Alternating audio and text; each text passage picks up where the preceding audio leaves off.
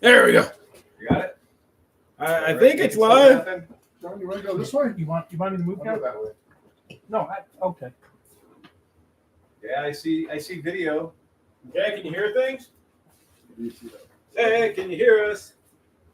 Can you hear us? Yep, I can hear you. You're coming through. Excellent. 5x5. Nice. There's probably feedback though. Yeah, I'm gonna go ahead and shut this speaker off on this one. That's all. Smith, can you read? Yeah. Ah! Except for that. Okay. Don't pull that. I did that. Sorry. All good. Right here. There it is. I got There it an is. outside and fucking two. I mean, I can slide this over All right, that's fine. 2 or 3 inches. Yeah, I didn't wait.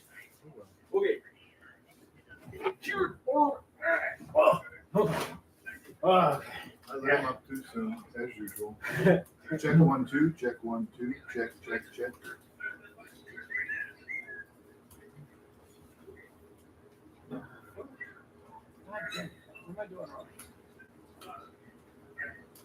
There we go. I can hear myself. Hey, all right.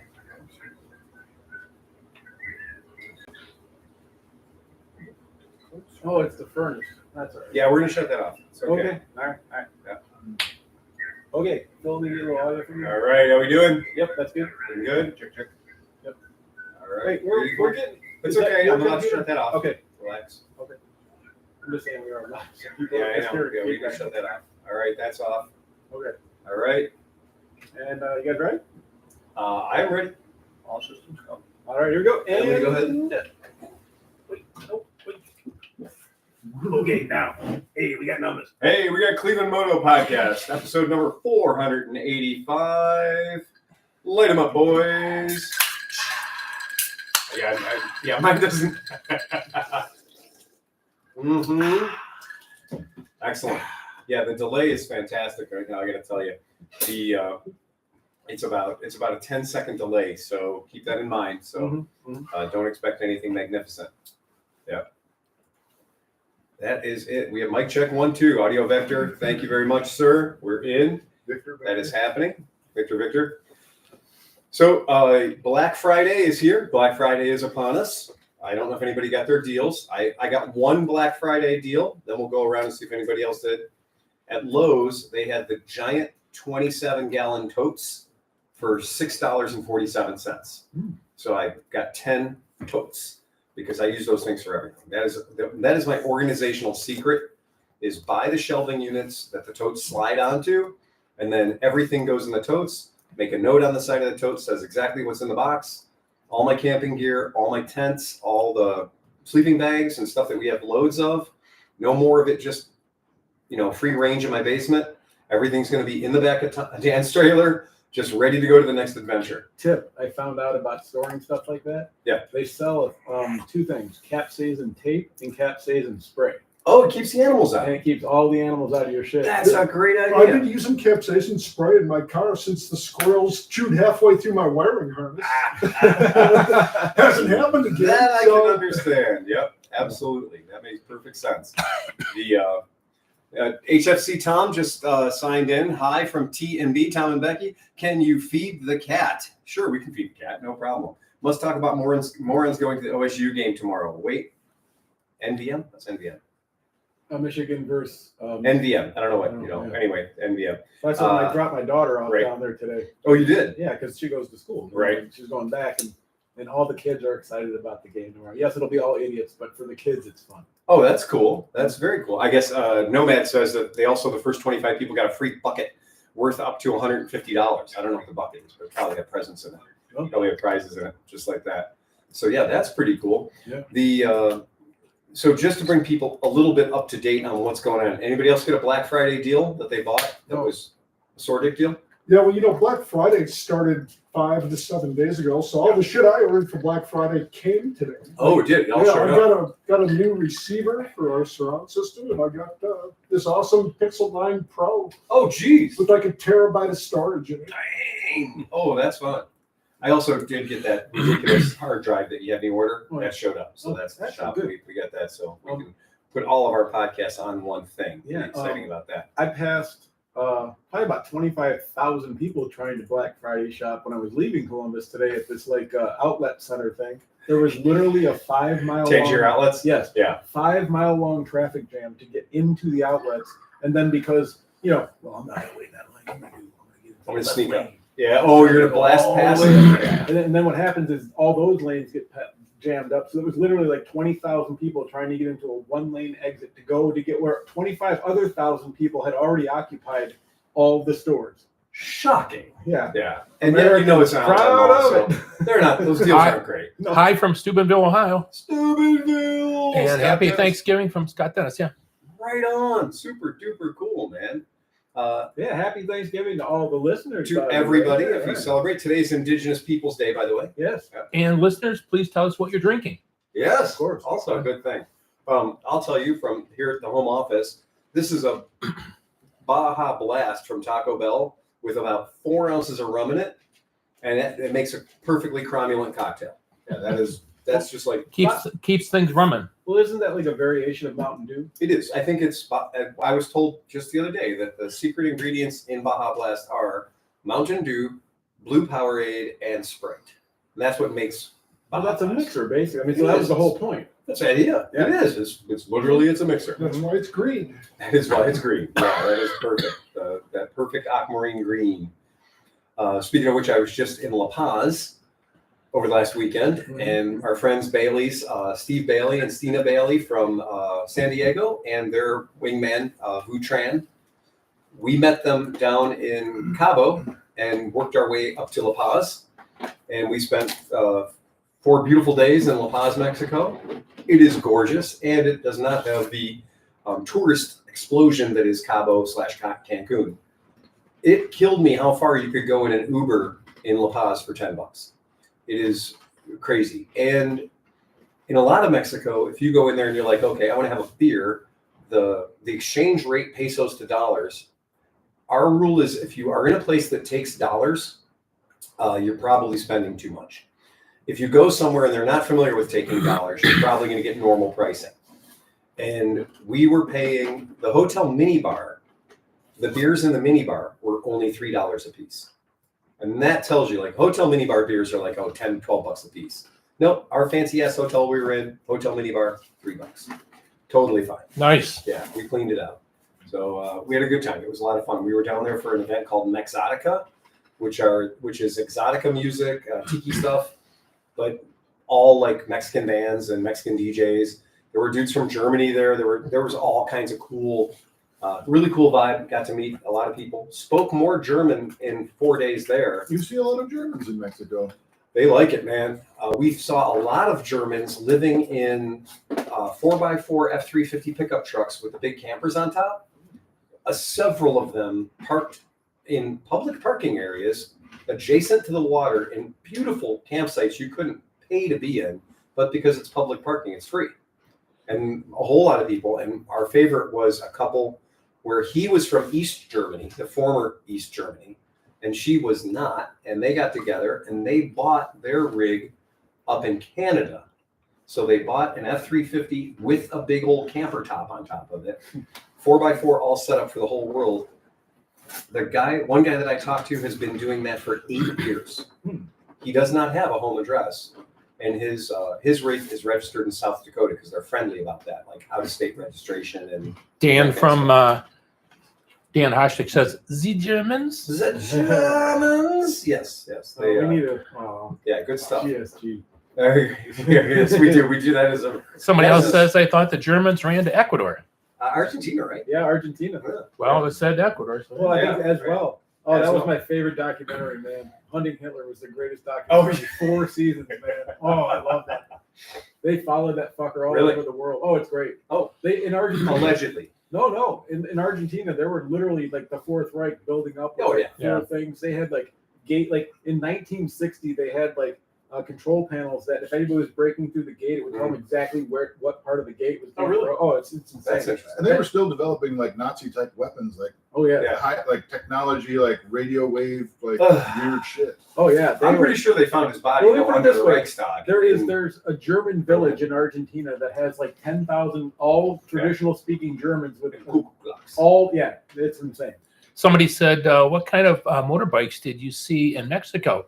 Anything interesting? And that comes Yes. from listener Merritt Waters. Merritt Waters. So we were taking one of those perambulations after having a cocktail and a Way to meal bring and it stuff. back on track, Merritt. Yep. Yeah, that's right. Thanks, Merritt. Well done. She's watching out for us.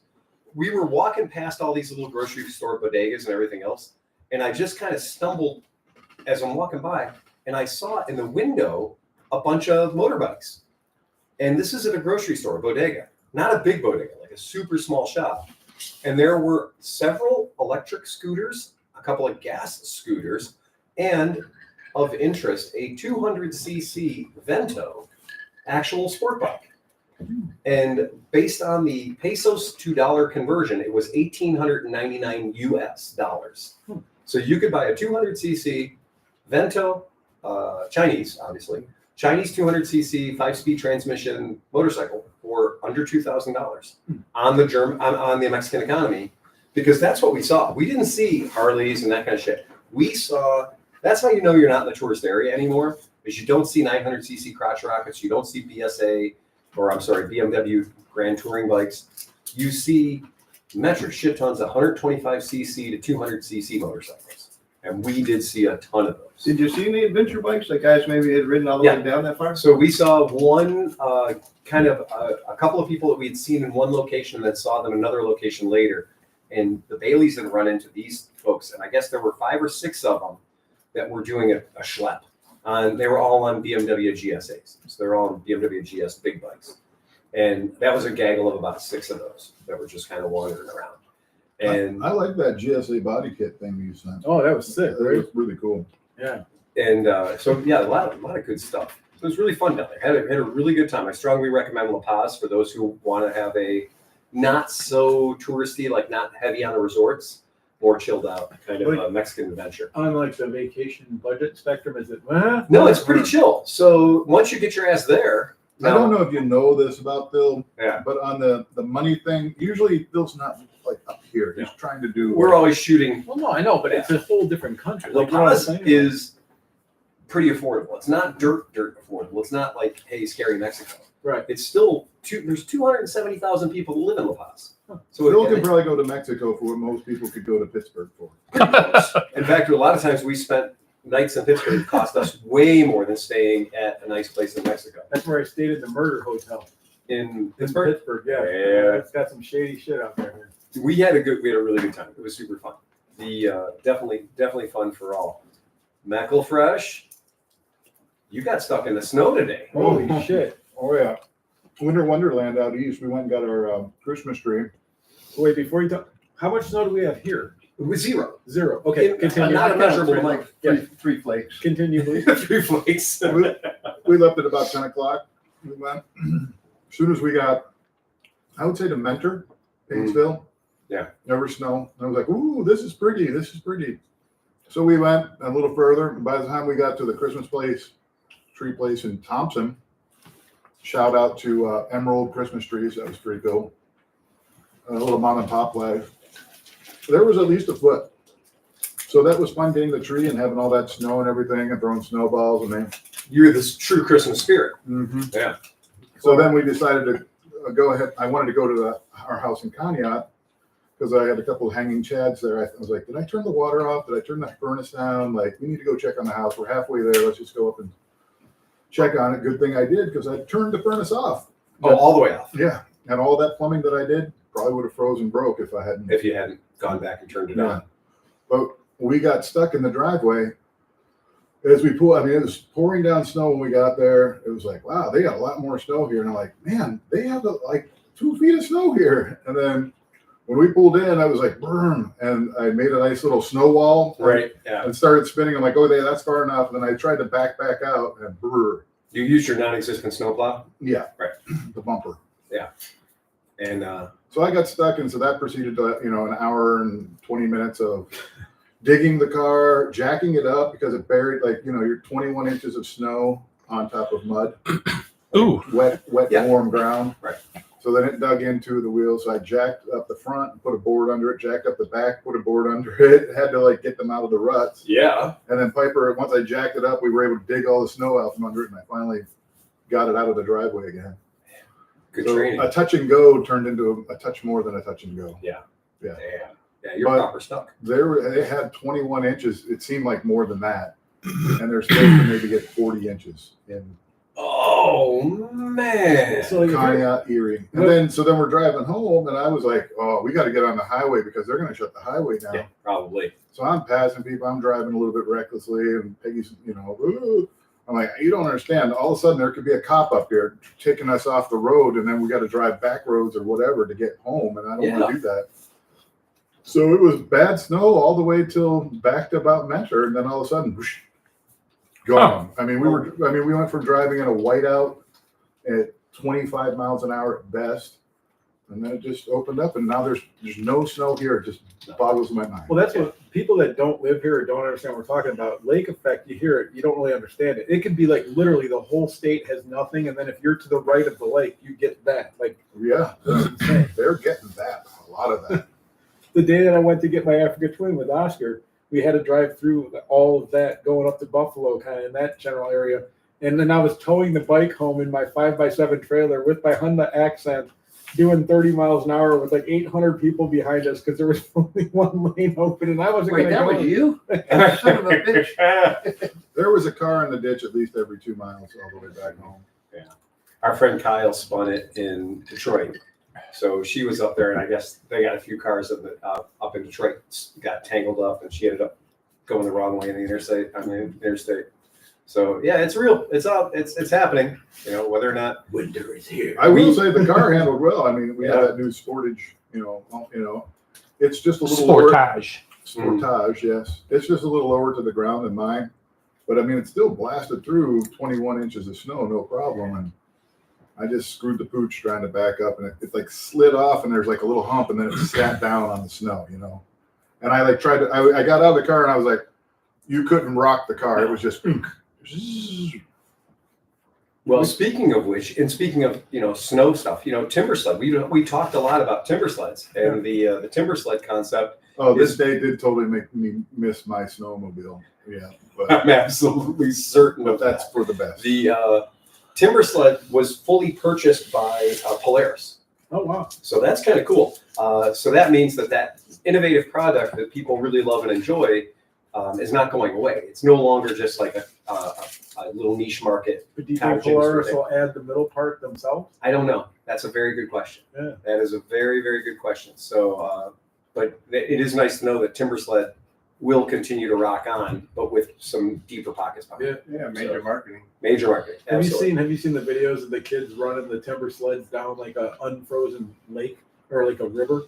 Oh, really? Oh yeah, they just They're just not complaining. yeah, they just get the belts with the bigger teeth on them. Yeah. And they rip, and they're like riding on the snow, and it's like it's cold and stuff, but the rivers haven't frozen. And Okay. they Yeah. hit it, and they're just ripping the river like Like nothing. it is like it's meant to do it. Yeah. Yeah, that's super cool. Yeah, it's a wild vehicle. It's an absolutely insane thing, and good for anybody that can get one because that's pretty cool. Yeah. I hear some noises upstairs, and I was like, I think we're the only ones in the house. Pretty sure. I know there's a cat upstairs. That's That's a Tom big says cat. We know about that, right? It does feel like a big cat. Yeah. But yeah, I think that's pretty cool. There's not like there's 40 guns down here. Right, just saying. exactly. just letting you know, right? You're probably safe if you don't go in the basement. Yeah. Just leave now. We excuse you. Probably a good idea to just leave now. So yeah, that's super fun. We have a bit of listener mail that I absolutely wanted to read because it's awesome. Kathleen Zenobile Pfeiffer, which by the way, didn't know we had a female listener. Also, what a fucking name. Yeah, man. Kathleen Zenobile or Zenobile Pfeiffer or Pfeiffer. That's Hi amazing. guys, I have an offer for you. And We are entertaining offers. If you would consider running a 30-second promo for my new podcast, Two Wheelin' Motor Femmes, I would be very grateful and do the same for you. Of course, mine is new and doesn't have nearly the popularity as yours yet, but I'd love it if you'd use your popularity to give us riding ladies a shout. Oh. On the show, we talk to female motorcycle riders about their experiences since taking hold of the handlebars. No competition with your content, that's for sure. If you consider it, I drop you the 30-second audio file to your email address. As of now, I don't make any money. In fact, I'm spending a lot of my own. Yeah, we know all about that. And we also support the National Domestic Violence Hotline. But when revenue streams start flowing, we'll be sure to remember our friends. Thanks and stay safe. KZ at twowheelingmotorfence.com. Wait, what was that again? I'm going to read this out so you guys can. Twowheelingmotorfence.com. I What? definitely don't think we should give them a shout out. No. Whatever we do, we should not mention. We should not mention KZ at twowheelingmotorfence.com. Also, No, don't do that. And Let's don't not do send me that Don't mention file because then I won't put it in front. Of Don't the- you dare send us that file Yeah, don't to do that. ClevelandMoto@gmail.com. Right, and then Right. don't send it to me after that because then I Right. won't put it on the front of the Exactly. podcast. And he won't throw that in there as No. a free blurb. No, wouldn't Yeah. do it. We would never do that. But just KZ at twowheelingmotorfence. And it's the number 2, Wheelin, no G, motorfems.com. So we hope you have a ton of success, Kay, because motorcycle podcasting is super well, fun. and that's a But voice. we that- didn't give you a shout out. Right, No. but you know what? I'm interested because that's a voice you don't hear very often. Too Right. much. You know what I'm Yeah. saying? Right. And that is true. Yeah. Yeah. There's not enough exposure for women who ride. Where do they hail from? I didn't really get that. Okay. Yeah, that didn't show up in the ID. So, but I think it's a good thing. You know what would happy be to better see any more of that. if they were, anywhere in the area. Well, that's what I was They could thinking. just come on down They to should the get out podcast. here, right? Yeah, if they're anywhere in the area. You can come plug your own podcast. Well, we said that to the speed clams too. So the speed clams are always welcome to come up to Cleveland. Greatest name in the history. of Absolutely, and we would be thrilled to host the speed clams because that would be super fun to have those guys those ladies on our podcast. That would be fun as hell. Renee Scherf says the cat. That is the cat. We hope it's the cat. That's some serious noise going names. on. Tom's been giving it some snacks lately. Yeah, I guess I'm gonna go check it real quick just because I mean, it was not a small thump. So an interesting thing I saw, I don't know how I stumbled across this at Dark 30 watching TV, whatever. It was some show and maybe like a forensic show, and they were talking about pets and how long it takes your pet to eat you. And if you should die in your home. And they were saying that most dogs will wait at least a day. In fact, Labradors will sometimes, they're known for waiting a month. They will have to be on the verge of death before they will eat their owner. But they said cats will start eating your face 30 minutes after you're dead. I don't know who you are, No but I'm shit. done in a 30 raging minutes. case of They said herpes. A cat will take a human's head off in 24 hours, the head of its beloved human in 24 hours. Not the first one. Wasn't that sucking beloved? The first 24 No. hours. A cat will start eating you 30 minutes after you're dead. Oh, well. That's After what I'm they dead. said. That's what Okay. they said. If you die, it will. Well, you the know cat, why? the 'Cause cat doesn't wait. So put the cat out before you die. Right. Make sure you put the cat out. Well, what I'm saying though is the cat probably understands that you're not there anymore. You're just You think? food at that point. Are they smarter than It's the also a dogs? good way to get rid of some evidence, Oh yeah, right? Yeah. So if you shoot a guy in the head, make sure the cat's hungry. yeah. Yeah, just leave him there, and always be wary of a man who keeps pigs, right? Sprinkle some kibbles and bits over there. Right, exactly.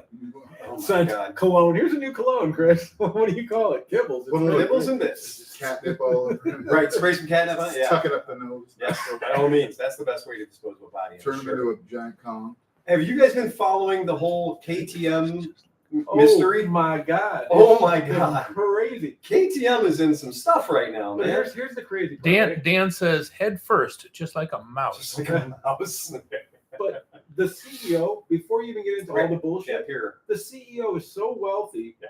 that he could easily save the company Yeah. and still not even hurt his bank account. Right, and believe me, there might be some weird reaction. There might be some weird result after CEOs are taking record bonuses and record profits, Right. blah, blah, blah, year after year after year after year. And for a company like KTM, which I believe 3 years ago, we started saying, I don't know if I feel so good about KTM having 70% of their bikes made in China. Right. Well, this might be a ripple effect, Yeah. right? This could be a ripple effect. Not exactly sure what it means to everybody out there, but I can tell you that I know that the folks at Bajaj are salivating Oh yeah. because they've on their website. I went to Bajaj Auto's website, and it says from the first KTM Duke in 2012, KTM India had come a long way and created the premium sports motorcycle segment in India. They are reminding people hard Who built those bikes? about where your KTM came Like from. Bajaj is like, Yeah. you're the chicken. Yes. I'm the chicken hawk. I'm the chicken hawk, exactly. I eat chickens. Let's not forget who built those motorcycles for you. Right. Let's not forget who got you that highly profitable mid-size motorcycle market. You got to see the debate. Like, so because of my Tuano, I got into a whole bunch of Mhm. groups, like all that kind of shit. So there's all the KTM Duke guys and stuff in there. Yeah. And the debates and the forums about which bikes were made in Bavaria or wherever, and there, Austria. and there, Right. is unbelievable. Guys want to Oh, yeah. stab each other over. You're telling me, fuck you, my bike was not made in India. He's like, yeah, Sorry, buddy. Yeah. Right on, and this is straight again from Bajaj Auto's website. The Bajaj KTM partnership began in 2007 when Bajaj Auto International Holdings picked up a 14.5% stake in KTM Powersports AG and subsequently launched the brand in India. Bajaj gradually increased its stake to 48%. Wow. That's a lot. In 2021, the shareholding was simplified when Bajaj swapped 46.5% of its holding to gain a 49.9% stake in PTW. And that PTW is that's the owner. He's the owner of KTM. He's the owner of that group. And that's So KTM's. they sold all their shares off and bought his share. Yeah. Which is 49. So they own 49.9, giving him a wafer thin margin They want of ownership. They want 50.000. Well, that's what they'd be happiest with. right. But so they own 14. So in case you were wondering, before you start ragging on the Indian folks, that 49.9% of the parent company of KTM, MV Agusta, Husqvarna, all that stuff is 49.9% Bajaj. That's significant. And if you don't think that a whole lot of the pieces parts on your very fancy KTM that was probably assembled in Austria came from India, you're probably wrong. Because I think in these conglomerations, yes, the bike may still bear a little sticker on the side that says made in Austria, but I can tell you, I have a strong inkling of where 90% of the parts that went into that bike came from. That's the way these things tend to pan out. And even our Zero electric motorcycle that was made in America did not qualify for the federal tax incentives once they made the federal tax incentives mandate that the bike had to have a certain percentage of made in America content. So Zero that's made in America didn't qualify for tax credit because the bike wasn't enough made in America. I wonder if Giannis applied for that, I wonder. because with the exception of the Right. motor and the two front shocks, everything's made. Well, that particular incentive was for electric vehicles. I see. So Oh, yeah. Speaking of Zero has now been acquired, thanks to Renee gave us this information today. Zero is now partnered with Zhongshan. Oh, really? Wow. Wow, that's a big deal. Yeah. And Zhongshan's a big company. And also they've partnered with Hero in Huh. India. Okay. And for those who don't know, Hero is the largest manufacturer of two-wheeled vehicles on this planet. And Zhongshan's got to be a close number two, I think. This is just like KTM getting in bed with Yep. Bajaj. It's exactly what it is. It's exactly what it is. These companies are looking for non-American, non-Western partners to support them in this incredibly lucrative, high output. There are way more bikes in the smallest neighborhood of China than we would have in the largest neighborhood here in the United States. Let's just, I mean, you're the CEO. You have Yeah. all this huge stake in the company and all these stock. The best thing that can happen is a hostile takeover from the Chinese or the Indians or whatever. Yeah, as long as you got something left, You're right? going to make out. Yeah. Oh, yeah. The company might not make out. The employees might not make out. The customers might not, but you're going to make out. I promise. Yeah, you're going to do that. And it really is. That's a big deal when you think about it. Because, for us at our shop, we like Bajaj. We just picture a 150cc scooter, right? That's what we picture. When you say Bajaj, that's what we think of. But that's a very narrow view of what they produce, a very narrow view of what they got going on. And for us, when you say Zhongshan or Zenan, we're still picturing really shitty disposable Chinese scooters. And that is absolutely not the case. See, that's interesting because that shows you that people's realities are different. Yeah. Like, you go down there, you say Bajaj, people have all these different things. Oh, there's 75 bikes, right? Yeah. Yeah. So it is a really interesting thing. So, Adam says, "Now, boys, thanks again for having me." Yeah, Adam was a Yeah. great guest, man. We love Yeah. having Adam out here. That was super Solid cool. dude, man. Solid Yeah, dude. very cool. Very fun having you out here, and We're very all, fun having we're you. all very adamant about that. Yeah, yeah, pretty serious. Sorry you missed me, Adam. I wasn't here. Oh yeah, yeah. You didn't miss much. Now, sometimes having a partnership with one of these companies can be scary. Sometimes things can get weird. And to give you an example of that, I will pull up on the screen what I like to call Exhibit A. This is when things get strange. And so you guys, I'm going to throw that up and you guys can tell me what you think about that. Ooh-wee. Yeah, it kind of hurts to look at. Looks like a bar I stool. don't know. I don't hate it. You don't hate it? If it's like a pit bike, or like if you're at the racetrack and you need to get around, like if you were at Mid Ohio and you want to go back and forth from your thing, it's not a bad gig. I don't like the upswept bodywork in front of the seat. Or the seat. Who likes to sit with a seat angled like that? That's gonna be nuts. That asshole's gonna hate you. That was designed by SSR. And I like how the front fairing is just, I think, pieces that were taken off a KTM Duke. Yeah, Right. slapped on there. Well, it looks like the front end of what do they ride in Ewok Oh, the speeder bike. speeder bike? It does look like a speeder You know what bike. else it looks like? It looks like they have a display where they're like showing you it taken apart. Like it's exploded in the front. Right. Like, But they didn't, but all the pieces didn't make it back onto the bike. no, That's true. Yeah, that definitely has that kind of a look to I it. like the wheels. I'll tell you that. That's kind of interesting how it's like, it's a single-sided front swing arm, right? It's something. Yeah, I think you're right. I think it is a single And side. I think it has a single on the back too. Dished up center. Yeah, I believe that's an electric machine. That's yeah. It says racing in the wind, right? Yeah, it says racing on it a lot. Well, you can't see all of it. It might say racist. Right. You do remember that on that little KTM 390 I had? Yeah. So everywhere on that KTM 390, all over it was the logo that said KTM, prepare to race. Yeah. And then when you turn the key on, it would, on the display, it would say prepare to race. And I'm like, race what? Yeah. No, my Other Aprilia, 390s. Other 390s. or 150s. Right. my Tuano says ready to race about 146 times on it. Like, I'm not kidding you. Like, I know. I didn't add them. They're there. No, that's Aprilia, man. Yeah, yeah. That is it. Well, you believe that, though. They, Yeah, right, they yeah. want you to remember that you are ready to race. Yeah. Yeah. So Yeah. OSU Caro 76 says, interesting look. It is an interesting look. Yeah, I'm not sure if it's super, but you're right. There is a single-sided swing arm on the back, and there is a single-sided swing arm on the front on the opposite side. They were trying to cut costs. Yeah, well, hey, you're not wrong, right? You're not wrong. That is They've truly. done the whole rear fender assembly. too. Yeah, somewhere there's a rear fender. And like, It hasn't made it to the bike yet. is but there a somewhere. headlight? Are we missing the headlight here? See, again, I think it's probably a custom little made. LED, like a little tiny LED bar. It's It's like a electric, remember? skirt. Yeah. Yeah, it's not a. This is not a gasoline-powered motorcycle. So yeah, it's pretty interesting, pretty wacky looking. But for sure, that is a strange looking. It almost looks like a piece of gym equipment. It kind of does. It kind of does. Yeah. Yeah, like an old school exercise. Yeah, bike. yeah. Yeah, like you pull the handlebars Yeah, towards you while you're yeah, pedaling. yeah. Yeah, that And then does. the seat goes up and down as you pedal to exercise your core. And maybe that's where it gets its electricity. That's it.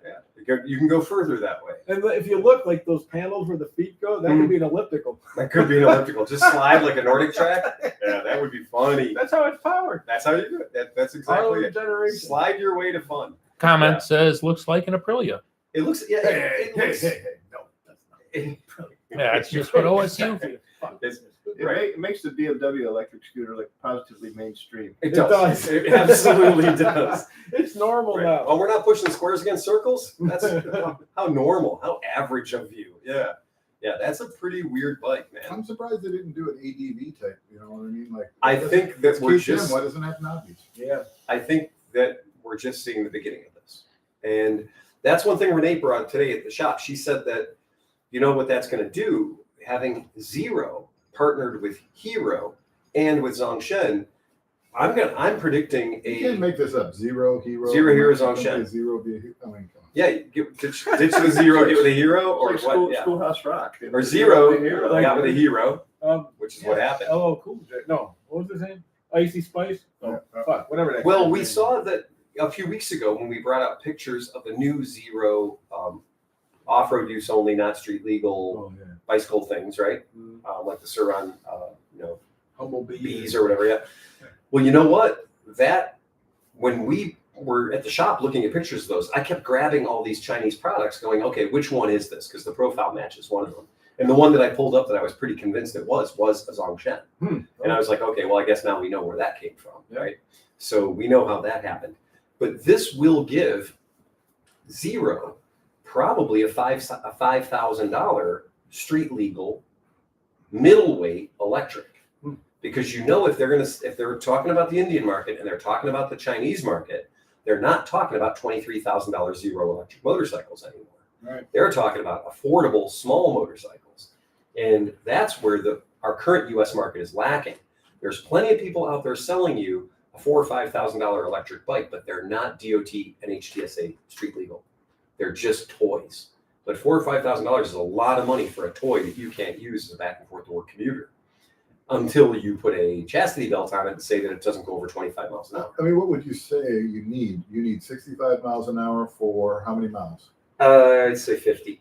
So if you can do 65 for 50 miles an hour, That's a good commuter. real attractive. Yeah, I'd say because then you'd be able to get back and forth to work at least twice, and or get to work and then run some errands before you get home.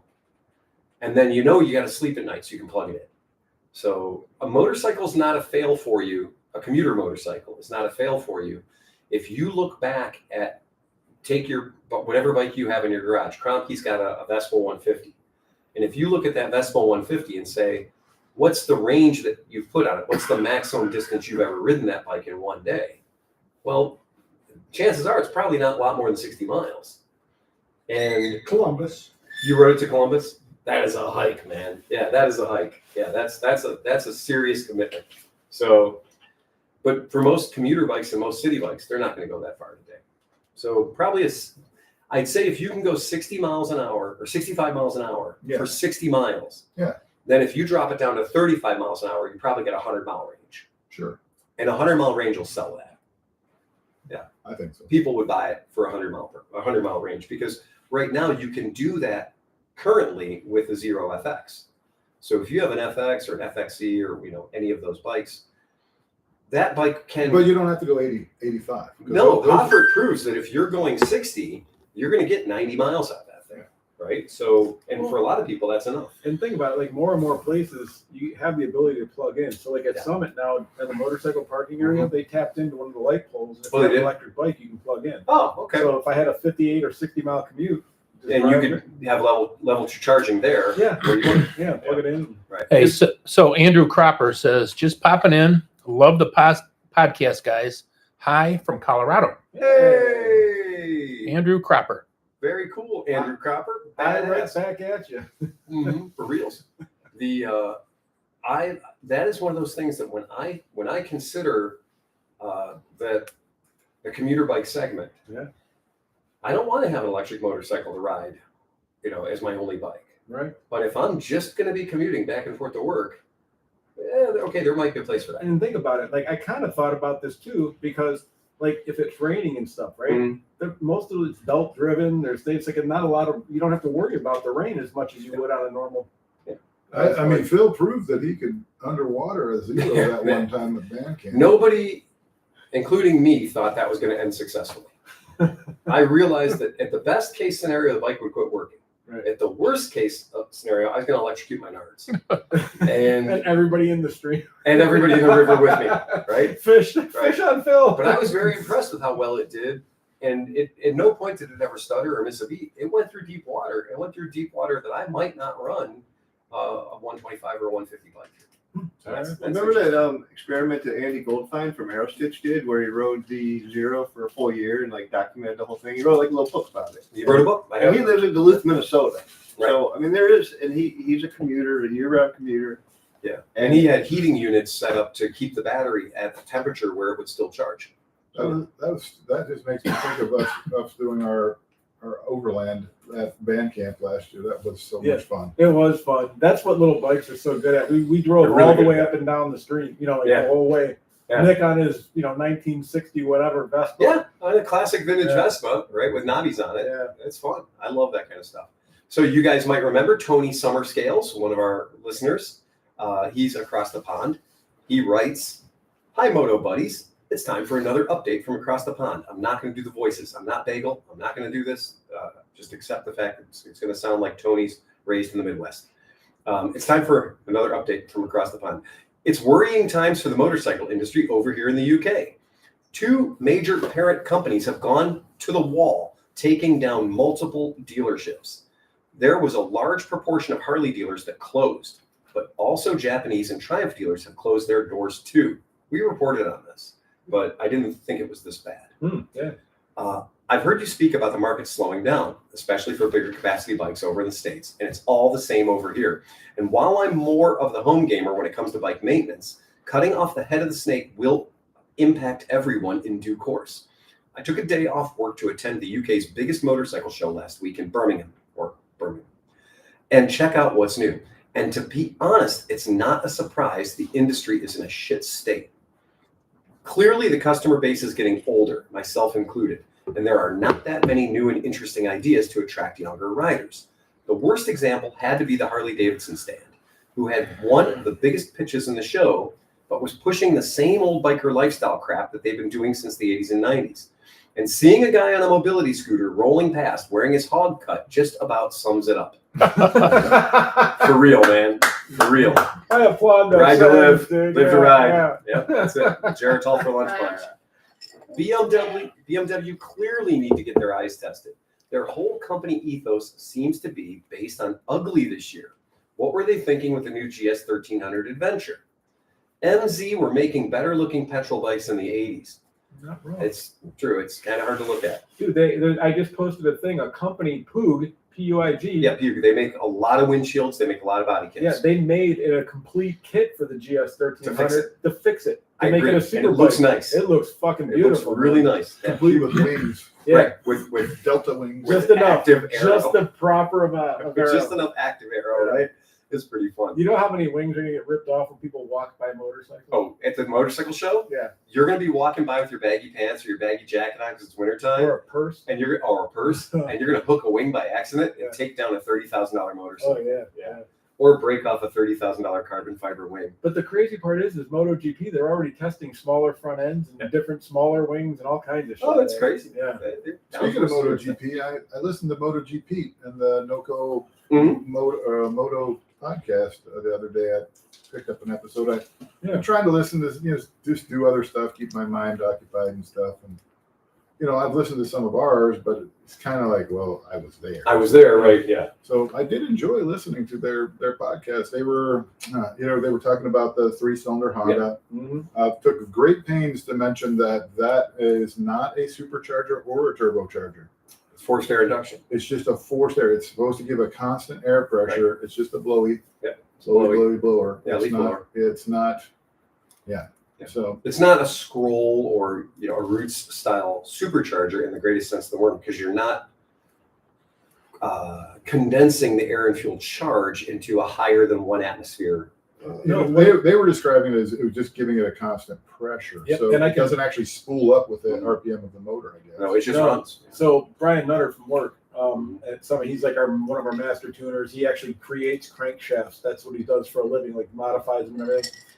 I showed him that motor and he did a whole bunch of shit and he came back and was talking to me, and it's exactly that. So as a tuner, when you're getting into especially for higher RPM motors and high capacity motors and things, like to know the exact amount of air that's going to come in to the millibar, right? That allows you to tune the rest of it perfectly. So that it's going to exactly that. It's like a helicopter. It's going to spin up to like 15,000 RPMs and then just stay there. Right. So that exactly. That's a really cool concept. So one of the things they didn't know that it was. If I was on that podcast, I would have told them that yes, they're actually planning on having a second battery to power that. Mm-hmm. And there was something else I was thinking but whatever. But yeah. So back to Tony Summerscales, he says, I caught up with an old friend who works for BMW UK, and he was telling me how great it rides and how brilliant the technology is. But then immediately followed it up with, and it doesn't look bad either when you're sitting on it. Yeah. And that's true. Like you're sitting on it, you can't see all the body work. I'm going to say I'm an outlier probably, but I like the looks of the Adventure. But I did sit on one. Yeah. It felt huge. Yeah. And then standing in front of it, when I got off of it, I was like, Jesus. It looks like a freight train. It looks like a chest freezer or a washing machine. It looks like if they painted it in dingy colors, it would be perfect on Dune. Yes, it would. That's or very or good a Blade prop. Runner Yeah. or something. Like it just has that big, like with the lights on the front, and you expect it to go like or whatever. So he says, which clearly shows how even a mother can't love that ugly bastard. I don't know if the R18 got any traction over there, but in the UK, it seems they can't give them away. Nothing here either. They're not doing great here. They would have if they would have. Remember when they had the demo version? The very first proto. They would have sold 1 billion of them fucking things. Well, it looked super old. And then the companies made kits that make it look like that. But the discounts and favorable financing packages took many thousands of pounds from the list price. But it felt rather desperate. Zero had a stand at the show, which was nice to see, but the staff outnumbered the punters 2-1. That's pretty normal. Clearly, we haven't embraced alternative fuels yet as a community. And talking of that, have you seen that Kawasaki have a hybrid in their range? What's that all about? It's heavier, ugly to look at, and the claimed 70 miles per gallon is not much better than an average middleweight commuter bike. I agree. Yeah. Fuck me, I sound like a grumpy old man, and maybe that's the problem. There were some great bikes there too. The Triumph guys are knocking it out of the park, and the Chinese brands are doing things differently at a price point that is affordable to a younger rider. So maybe they are our salvation, but they have to look at some of the brand names. I inadvertently found myself sitting on a Benda, which in English slang is a gentleman who prefers the company of other gentlemen. Where you get that? You think you'd be able to get that thing over? Get the Benda over? Get the Benda over? Well, I mean, again, at one of our indie expos, our old mechanic spent a lot of time riding the Handsome Boy. Yeah, so that was tough. Which might limit the sales up to your average heterosexual teenager.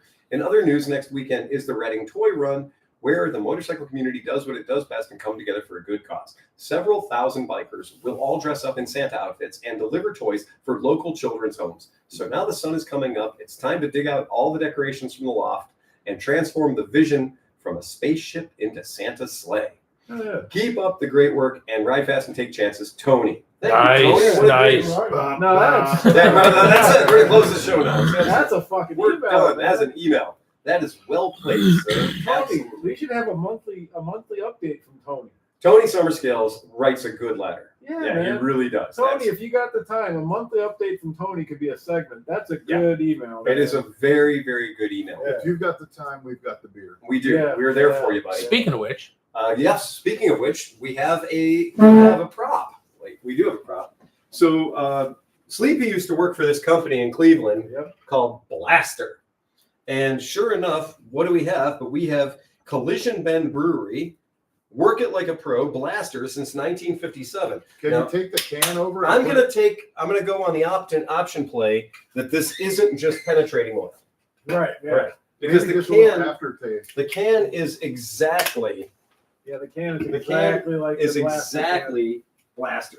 Well, the new can, that was a big update when I was doing videos for them. Mhm. We actually did a video where we like exploded the old can into the new can because they updated it. Oh, really? Yeah. so Are these on Chris? Thank you. yeah. Are So we opening these? Or Sure. Collectible. Yeah, I think No, we no, should open well, them on look, if you want one collectible, I bought a whole case of them. they will make more. My buddy wants me to get him some. I got to get him.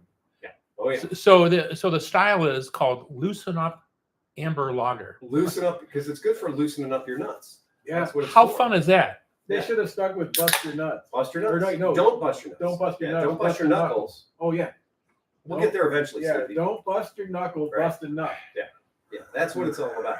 And for What Don't the fuck bust is your wrong knuckles. with that, man? don't bust your knuckles, bust your nuts. They got some good stuff on this can though. Although the can is hilarious. The can, it gives you something to do while you're drinking. It's like reading the cereal box. I'm going to throw it up so the folks at home can see it. And I love where it says thirst quenching catalyst. There you go. Oh, I like that. Drink on afternoons, lights, game days, weekends, nights. Yeah, there are definitely some excellent marketing going on there. Why did you quit working for them, Sleepy? Jeez. They Seems like right up your freaking angle. Right up your they alley. were cool. They were fun. They just went in some different directions. Like they hired us to do a whole bunch of cool stuff, and then this other guy took over, and it was weird. But also, they brought us in, and I was doing my company's work, Right. but then I was also coming up with ideas for their advertising Right. budget without being paid for that. And so when I brought up the fact that I came up with their 5 last advertising campaigns, and all Right. they did was hire me to do the campaign, I started to say, like, you know what? Like, I think that idea was worth something. Right, that idea had a little value to Yeah, it. right. Yeah. Yeah. So I kind of, I slowly just slowly went away. And then when I took some other jobs, I was like, fuck Yeah, it. there you go. Well, that happens. But they were cool. I mean, they were fun. So they got the tip on the side of the can. It says, cracking a cold one after a long day can be extremely satisfying. Drink responsibly. Directions. Hey, enjoy. Yeah, it is a delicious beer, right? Very clever. Yeah. Very clever. Yeah, tastes This great. tastes like Narragansett. It definitely has a taste I've had in my mouth before, and it's not PB Blaster. Yeah. So that's good. I was I about can to tell say, you. like, real PB Blaster, you get that shit on your hands where you're working on the car or something. I mean, it's a great product, but man, does that leave a stink. It leaves a And they stink. add that. Do you know that it doesn't have a Tastes like smell? Narragansett. It just has a light oil smell. They add that To make it, to differentiate it from other smells. they do a good job. Because Because WD-40 has a smell, right. and they Yeah. add that to it. You The get WD-40 smells good. Beautiful. Yeah. It's like perfume. So the Pro Can has control flow technologies Oh, here. really? Yeah. Oh. Pretty fucking solid. What's the ABV on that? How to use. I don't know. Pull back metal tab, Five- tilt can back, and enjoy for maximum refreshment. What's the percentage there, Chris? The ABV? Yep. ABV, let me look. ABV 5.2. Right on, right on. And it has 21 IBUs. There you go. There you go. That's 5.05 too much for me. Right, exactly. Yeah, you need the 0.00. All right, so back to podcasty stuff. I haven't been following the Chatamaran, but here's the thing about the podcast. Our YouTube channel, we are danger close to being able to do something pretty cool. Oh yeah. We need y'all to help. Go ahead, read to me, Chris. Snow Farmer says, does the can say can't over applicate? Can't over applicate. Nice. The recommended dosages as much as you damn well please. Okay, our Apply liberally. apply to the general regions. Our YouTube channel we're real close to being able to do affiliate links. Oh yeah. Okay, and I'm going to promise you that if we get to the point where we can do affiliate links, y'all are going to be pretty happy about that. We Okay. will affiliate. Yeah, well, affiliate links give us the ability to say something like this, give you guys a link, and then if you buy it, we get $1 or $2 or 10 cents or whatever. Okay, that's what affiliate links are all about. But we need about 400 more humans. Yeah, so if you scratch our back, we'll take your nuts at Mid Ohio. Exactly. So right now we are at 9,560 current subscribers on our YouTube channel. Yeah. I need 10. Yeah, Okay. So please Subscribe. fuck yeah, man. Subscribe. Just subscribe, okay? If you're doing this live chat thing right now, subscribe. If you're enjoying our stuff, subscribe. It doesn't cost you anything but a freaking click, man. These guys, Next I time wonder you're if I ever subscribe. Next time you're on your friend's computer. Right, Yeah, subscribe them subscribe. too. You're using some Wi-Fi at the library, subscribe. a lot of Right. you guys have been subscribing to the channel, the Motor Stories channel too, and I appreciate And that's what that. we're going to talk about. Yeah. Yeah, Don't forget. because the Moto Stories channel just did their winter storage tips. Yeah, tips. And that's what we wanted to cover. So we've had a lot of people asking us on the Patreon. Drooling, waiting for the shooting video.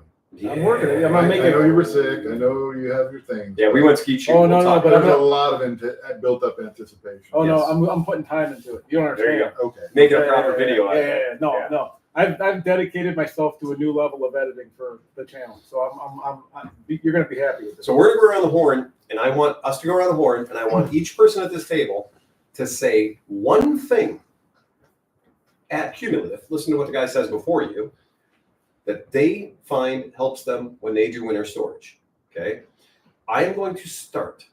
The most important thing that the cross I will die on is non-ethanol fuel. I am going to tell you at the shop, 90% of the problems that we are seeing in the past 3 years probably could have been avoided had the bike not been stored, even like, oh, I'm going to ride this bike next week, but they don't get to ride the bike for 3 or 4 months. Ethanol gas. And I promise you, in the testing that we've done, the higher the octane you're buying, the more ethanol is in it, and the longer it's been hanging around.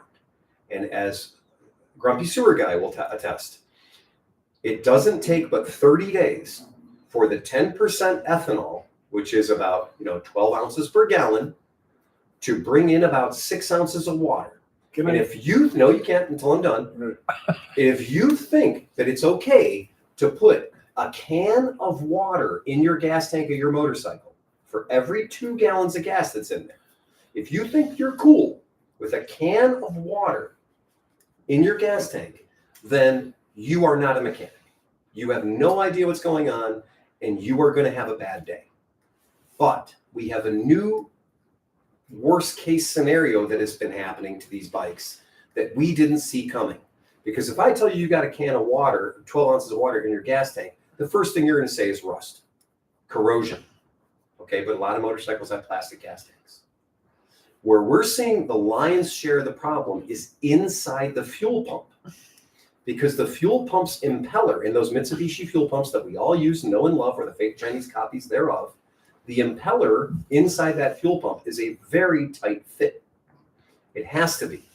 And when you get water in your gas into that impeller, then that oxidation process on your impeller causes the impeller to swell. And now the impeller swells and it won't turn. The reason you can't ride your motorcycle is not because you have rust in the gas tank. It's not because you have rust in your fuel injectors. It's not because the water is causing traditional corrosion like you think it is. What's happening is the water is getting into the fuel pump, and then that is damaging the plastic that's in the fuel pump. And then when your motorcycle gets hot or warms up, that expands. Congratulations, you've ridden your motorcycle 26 times, 15 minutes to your house, 15 minutes to your house, 15 minutes to work, and you've been fine. You've been great. But now this weekend, you want to ride for 45 minutes, and you put some real heat into that gas tank. And that impeller swells up, and that fuel pump stops dead. You didn't see it coming. But we are seeing that on modern, we used to talk about the ethanol being bad for carbureted bikes and the oxidation and the green slime and stuff we saw on the carbureted bikes. But I'm here to tell you right now that just because you have a fuel injected bike does not mean that you are immune to the problems of ethanol and water in your gas. And ethanol equals water after 30 days. So the fuel pump failures that we're seeing now on fuel injected motorcycles, where we're like, what the hell's going on with this bike? We just worked on it. We cleaned everything. It works great. We took it for a test ride around the neighborhood. It's perfect. It's fine. We love it. It's cool. Come give us money. Get your bike out of here. We put 2 new tires on it. We did an oil change and a filter. You're good to go. And the guy's riding it home. Now, I don't ride a bike in a test ride for 45 minutes to an hour. But he damn sure rode his bike 45 minutes to get it home. And now his bike is dying after it's leaving our shop. And that bike boomerangs and comes back to us. And I realize that when it's hot, it won't restart because the impeller is seized up. You let the bike cool down, the impeller moves again. That's an ethanol-related problem. It's not a fuel pump caused problem. It's not the fuel pump took a dive. It's the ethanol in there caused a low-mileage fuel pump to take a dive. So that's it. Now, Sleepy, go ahead. I was going to say, same thing with the water too. It interacts with the enzymes or whatever is in the ethanol itself, and then it causes an actual fungus to grow. It does. And that's why the gas or the fuel stuff that we all use, was it Gastron or Startron? Startron. It has an enzyme that fights that. That's the idea. Yeah. The idea behind Startron is it does not neutralize ethanol. Right. It does not do that. What it does is there's an enzyme in Startron that counteracts the organic enzyme that exists when fuel, which has ethanol in it, comes in contact with water, which you cannot keep ethanol from bringing water in out of the atmosphere. Growing the corn again. It's literally growing an organic Yeah. material again, and that's ending up, and that's why we went from having white colored crusties inside our carburetors when a bike sat for too long to having green slime inside our carburetors. And that's an organic substance. That can also happen to fuel injectors, to your point. You bet too. your ass it can. Yeah. So fuel injectors used to be the secret get out of jail free card, and they are not. So if you do nothing else before you put your bike away, I started running ethanol free in my bikes that I knew this might be the last gas I put in before winter, about a month and a half ago. Because I just didn't know. When I took your Vulcan out last time, I put ethanol free in it because I don't know when I'm not going to ride it again, right? I don't know when I'm going to get a chance to get that bike out and ride it. So just to err on the side of caution, many gas stations have it now. So call around, find it. We have Circle K in Ohio. What's that? Puregas.org. Puregas.org. Exactly. That's how you find it. It might cost you an extra $1 a gallon. In lieu of that, Cheap that insurance. is such a cheap insurance. Usually $4 a gallon right now. Right now. Yeah. $4.99 last week. But Oh yeah. that being said, though, man, like think about how many hours. Like if you pay yourself $30 an hour to clean carbs, to take everything out, it's worth that extra $1. I will hang out and watch while you pull a fuel pump out of a BMW motorcycle. I will watch you pull a fuel pump out of a BMW R1100 RT, and I'll sit. If you can get a fuel pump out and back in again in under 7 hours, you're my man, right? But you can't. You just can't. And the fuel pump itself is about a $400 unit, and you could have prevented that from happening by, instead of buying 92 octane, only the best for my baby. Don't get yourself some 89 or 90 octane ethanol free, because there is no argument I will hear that says, the 92 octane, the 91 octane, which is going to be the same price as the ethanol free, by the way, Right, yeah. is in any way better than doing ethanol free. Ethanol free is always the better decision. And we've seen that with customers we have that are carbureted bike owners that have somehow magically dodged a bullet for the past 5 years. Oh, well, what's your secret? Well, I've been running ethanol free gas in my bike for the past 5 or 6 years. I know what my secret is. My secret is start your bike up at least 3 or 4 times over the winter, and you probably won't have that problem. How long do you run your bike when you start it? Minimum 30 minutes. Right. And run it hard. Don't just let it sit there idle. Yep. But you want to cook off the exhaust pipe and get all the water and everything, and let it flow. Let it warm up really good. Let it charge the battery. Yeah. And don't forget to shut it off. I did that a couple times. Like just started it up and then got busy, did something else, came back, no gas. I left the van running in the driveway overnight And a dead battery. at the shop. Oh, sweet. 24 hours. Like, I left the van running, parked in front of my shop, because I was doing that whole thing. It's wintertime when I'm going to go start the van up, start all the vehicles up, let them simmer for a while, get that oil up to 220 degrees, and then rev them up. Well, just got away from me and Smoke a bowl and whatever. I mean, and I came back to work the next day and I was like closing the shop down. I was like, I can't find the keys for the van. That's weird. Oh, it's in it and it's still running. Yeah, At least you have shocking. gas. It didn't use as much as I thought it would. Really? Right. It didn't use all So the gas. 24 hours. How much? Like this? Can you remember? Probably 8 gallons. It's like that 36 gallon tank. Yeah. It's got a big gas tank. But That's a lot. That's yeah, a or 32 gallon. Yeah, it's about 8 gallons. 24, Yeah. I thought I might come back and it was being totally empty, but it wasn't. I can't believe you came back to the Or van still sitting there. totally gone, right? Me too. I mean, Wouldn't be the first van that was stolen from there. I know. That's what I was going to say. The neighborhood has a you're on a taste for very my good vans. neighborhood there. I'm just saying. I'm just saying. so OSU Caro 76 says filled all my bikes with ethanol free gas to the brim. Yep. $5 a gallon in Milwaukee. Milwaukee. Fantastic. And then Kevin says, "Hey, what's up, Sleepy and crew? Did the heater quit working?" LOL. Did the heat? Well, we just shut the heater off in here. I think they're all wearing hats and sweaters. Oh, yeah. Let's talk about how you're dressed. Oh yeah, because I do look like Nanuki of the North over there, right? Yeah, for real. It's like Nanook of the desert, actually. I'm still freezing cold. I was Tactical outside all day long in 2 feet of snow. I'm like, Yeah, you're not warmed up yet at all. but I gotta eat something. Like I need some calories. The other day, when I went out of town, I dropped the thermostat in the shop to about 59 degrees, right? So I keep the shop pretty damn chill. And because if I'm coming in and it's just me, I'll leave it at 59 degrees. I'll put on a jacket. I don't care. Right. I pay for that electric bill. I pay for that gas bill. But when Renee's there, Renee's got to have it at least 65, right? But when I'm in my house, I like to crank the heat all the way up to like 67. Ooh. Well, Merritt likes to push it back down to like 65. So I have 2 different wars going on depending on my location. I used to like 72 degrees, Jesus. but I don't anymore. And this year we've been riding at about 66, 67. Yeah. And we've gotten used to it. And like Peggy and I keep like, man, it feels warm in here. What's it at? No, it's at 67. I'm like, Right. but we're warm. I Yeah. just started wearing a little more clothes. And Yeah, that's it. it's way better for sleeping at night. You ever been over somebody's house when they run it at like 78 and so you're like, oh my God. Oh my God, What are you grandma doing? was like 89. I used to pick up and deliver. 1 degree for every year of age. I used to deliver and repossess furniture and electronic goods into bad neighborhoods. Yeah. And you go in and you know, a lot of places the heat's free. Yeah. So they got the steam all the way on. And then on top of that, they'll have like 3 or 4 boiling pots of water on the stove with, you know, various items in them. Yeah. And to create humidity in the house. And I would go into these places in, you know, mid-July or mid-January, mid-February. And I would just be like, oh my God, the humidity factor over 80 degrees. I'm wearing jackets and stuff for being outside, flannel lined pants. And I'm going in to repossess a 7-piece living room set, a big screen TV, and a stereo system. And that's why there's so many roaches, is because you've given them a tropical environment. Yeah. And so I would like pick up a big screen TV and do the technical drop. So you just pick it up like 3 inches and drop it. Oh, And then thousands and thousands of roaches would come out of it. And you're like, yeah, that sucks. when I had my record store, I lived above it in this like terrible apartment where I couldn't control the heat. No. It was just on. Just on. And so I'd have like the windows open. It would be snowing and it would just like melt as it came through the window.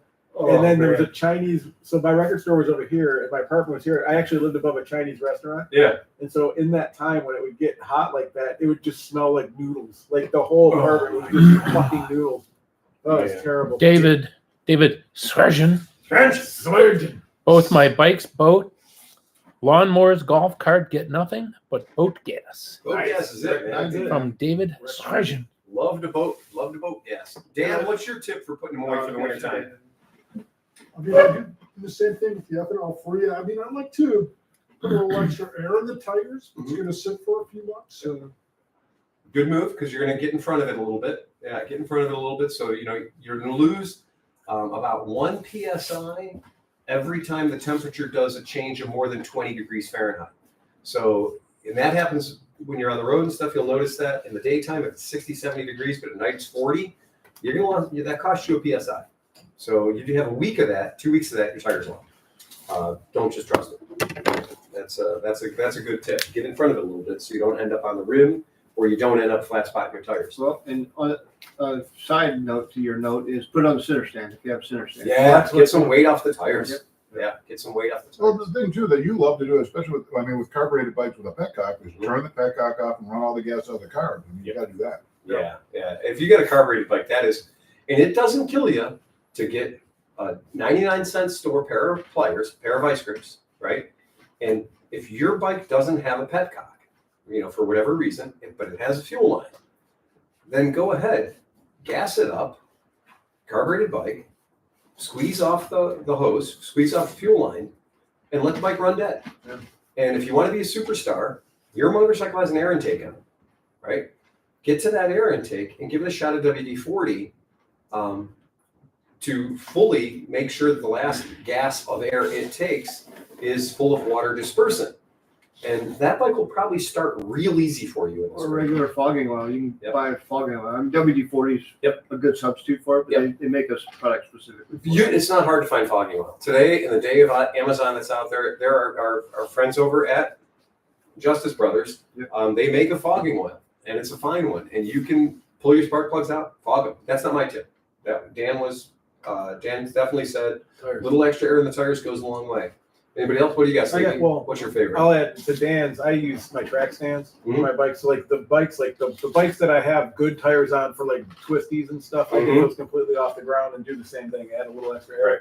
The one thing I forgot from my video, which I remembered as I was doing it yesterday, I on any kind of chrome parts or non-painted aluminum, I'll spray WD-40 on a rag and just wipe them down. Absolutely. Because that way you're gonna maybe not get corrosion. You know, gives you a fighting chance against corrosion. Absolutely. Yep.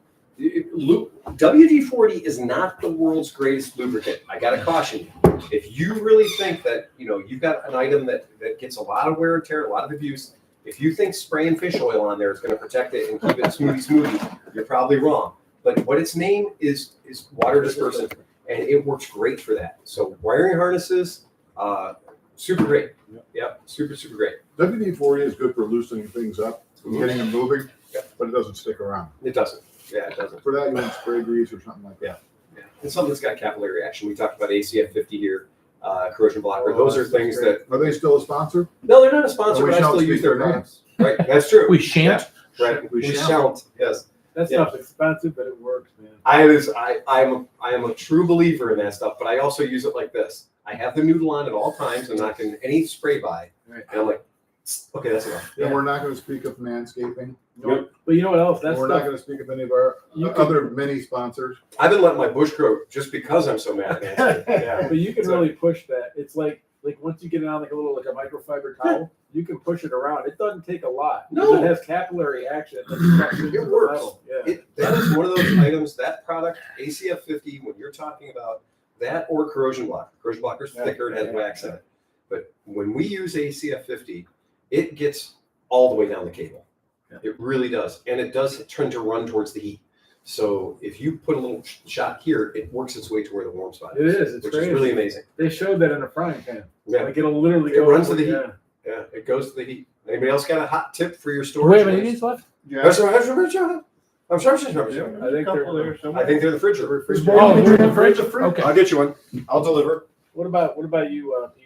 What do you got? Well, you skipped John. Oh, well, Well, I already jumped line, so you should go. Okay, I'm gonna say, before I put my bikes up, fresh oil. I changed the oil at the end of the riding season. Zangu. Because, combustion byproducts and stuff, there's like acids that get created in the oil, and that stuff sits inside your cases, on the crank, on the bearing surfaces. So I like fresh oil before I put anything up. and then in the spring you can just jump on and go. I usually change the oil like once in my bikes when I first get them. And then At least once. And then add as needed. At least one time, right? Yeah, but that's a good tip because we've had a lot of bikes too that we've seen come in that have gone 3 or 4 years between oil changes. And just for the fun of it, if I pick the bike up and it's a non-runner, it's sitting in some guy's garage, I'll tip it. I'll take the dipstick out and I'll tip the bike over. And you see water and chocolate milk come out of the top of these things every single time. Yep. I was gonna say, so just like from heat cycling and stuff, like John, you talk about starting the bike up and letting it run, but you don't let all the moisture burn off. If you get any of that moisture in the crankcase, it's going to become that frothy chocolate milky shit. So clean oil and then let them run. If you do start them over the winter. Yeah, if You you can't just idle. That's the important if thing. you don't get the bike if you don't get the oil up to 200 degrees, you're not doing anything. You got to get the water out of the oil, right? So you have to get that temperature up. And yeah, you get that temperature up by running the motor, right? And that doesn't mean just sit on your idle circuit. Don't sit on your idle circuit for half an hour. No, go through the whole range. And the other, another thing too, if you have, this is all relevant to whether or not you have this ability, but if you can have your bikes in a place that you're not going to have things that are going out into the snow coming in and out of all the time, because that moisture change is what causes it does.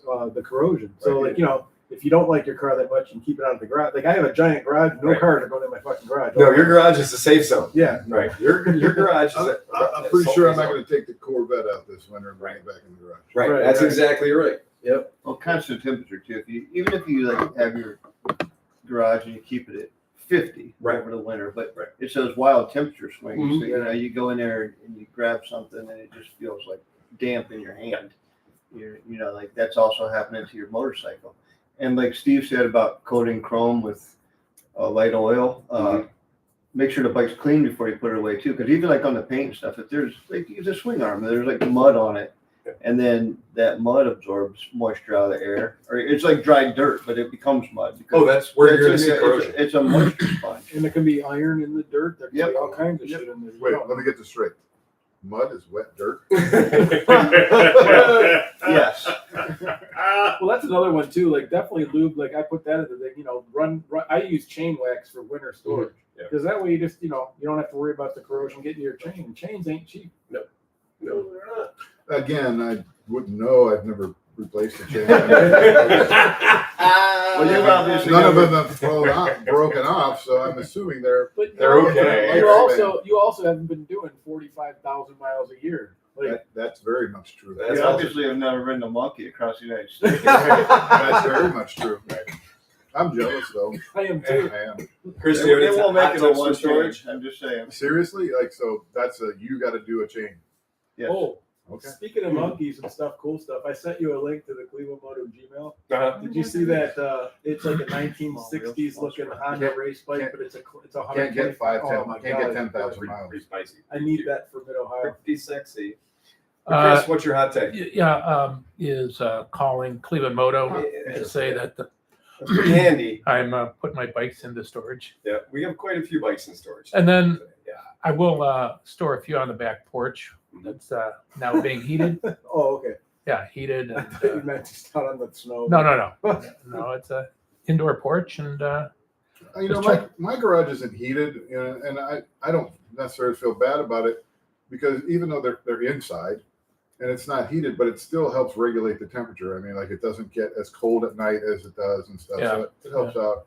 I mean, I could, but I don't think it's really necessary. is that from the Department of Redundancy Department? Yes. You can say that again. Here's a hot tip. Yes. If you have a waterproof motorcycle cover, Oh, no. if you have a waterproof motorcycle cover, this is not the time for it. I appreciate your love. I think what you got going on is totally cool, but it will become a greenhouse. Yep. Any moisture that exists in the air, in military survival training, they teach you how to make an air still. And the only thing you need to do to make an air still is have a sheet of plastic. And if you've got a poncho or any other non-permeable piece of plastic, you hang it up and you put a string coming out of the bottom of it, and you will harvest water out of the air. We were talking about dune earlier. You will harvest water right out of the air because that's exactly what happens. When you have that large piece of plastic, that large poncho, even when it's a super arid environment, you will collect water in that thing. And it is exactly the same no matter what your storage unit looks like or sounds like or feels like if you have a plastic or an airtight cover over your bike. We have seen more people put the bike to bed looking great and then pull that plastic cover off in the springtime, and every inch of chrome on the bike is rusted because you are creating a greenhouse environment. Well, There's another. Oh, go ahead. I'll say a waterproof cover is waterproof from both sides. Both ways. It'll shed water from the outside, but it'll trap water on the The inside. best thing you can do for any kind of a bike cover, if you have a garage, Right. not like for outside, Yeah. go to like Big Lots and buy a bunch of bed sheets. Yeah, go to- throw a bed sheet over it. Seriously, don't ever throw away a bed sheet or an old sleeping bag or anything ever again. No, don't say Save any of those things. Yeah. Because one of the things that covering things up like that does is make them a shelter It becomes a mouse house. for rodents. Yeah, it becomes a mouse house. And so It's warm. It's sometimes keeping it out of a heated, like letting it get freezing cold, It's absolutely isn't a bad thing to keep mice out. And if you have mice, get those the mouse traps. Get the mouse pellets, get the green food things, anything you can, because Dan Crompy will tell you, modern Japanese wiring harnesses are vegetable based. There's no replacement for a snap trap. That's all. I'm just Be vigilant. Right. Oh, my tippy water bucket ones. Oh, Yeah. those are good. My tippy water bucket ones scored like 20 mice in the past month. Yeah. They are on fire. And I think the mice are like, hey, you heard about the sauna? Heard about the hot tub? You guys have to come in. Because I think I'm getting the neighbor's mice now. Because it has become a very, very hip place for these mice to be. But at one point I got about a gallon of water in the bottom of that 5-gallon bucket. And these are the mouse traps that have a little trap door on top, and they just literally just sit on top of a 5-gallon bucket with a ramp or some other climbing device to get in. Put a little tiny touch of peanut butter on the ramp, put a touch of peanut butter on the flippy thing on the top, and I got a bucket full of wet, drowned mice. And they're a great source of protein. Well, you know, So maybe we should talk about I just put it on back there. capsaicin spray. capsaicin spray is another great thing. Yes, absolutely. It's not just for winning fights with your neighbors anymore. Nope. Right? Yeah, it's not just for cops and frat boys. Another tip is to have a crazy wife that likes barn cats, because with her 6 barn cats, I haven't seen a mouse in fucking 2 years. Right. Also, no birds. No, there's not a lot of things that move in our yard that aren't part of the thing. That's a circle of life. And no sex. Delicate ecosystem. Yeah. A delicate Oh, ecosystem. of course, no sex. But mostly run by the cats. I Yeah, promise yeah. you, the cats are at the top of that food chain. Zero. Buzz Zero Lightyear. sex. Yeah. Buzz Lightyear is this big orange guy. Well, he Yeah. wasn't big. He used to be kind of skinny, But now and he's. now he's been our barn cat. He looks like Garfield, like Really? 100%. He's a big old. So you're fat feeding him fucker. cat chow and he's getting supplement. Oh yeah. Stop feeding him the cat chow. Are there any more of those blasted blasters left? Yeah, I get your blaster. I got your Blasted blaster. Yeah, it seems like that guys are enjoying that. Well, I really like So their Matthew candy. Dingman says, I'm not affiliated with them, but I just had one the other night, though. Oh, really? Speaking of the blast. There you go. Yeah, I yeah. feel this much Have them the closer blaster. to you, They're pretty tasty. brother. Yeah. Brother. Brother. Yeah, super fun. The this one I'm going to throw up because we got to talk about this. I promised Sleepy we'd talk about this. This is a must do. Come on, David. Sleepy loves those promises. Well, this is a good one. This Yeah. is- This made me. All right. Is this the one I think it is? It made me. This is squiggly. the one you're thinking of. Oh yeah. This has to be had. Did it put a smile on your penis? It did. This thing. This is a pretty cool bike, man. Dude. I mean, If it had two headlights though, then I would be done. I'd have. man. It looked like I threw a custard at the TV. It'd just be horrible. Yeah, this one's legit. It's like two cockheads.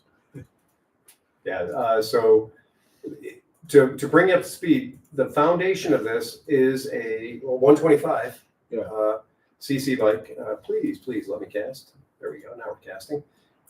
3, 2, 1, and launch the orgasmic noises. Yes, that that's is it. so good. That is it. The One Joy Mini 125 cc. Pretty sexy little bike. I mean, man. they With put white walls? white Well, walls and spoked wheels, man. Right. Yeah, the white walls are lame, but the spoke wheels, come Yeah. on, dude. White walls are cool. That's a Japanese market thing. That's Yeah. definitely, hey, they exist, so let's put them on here.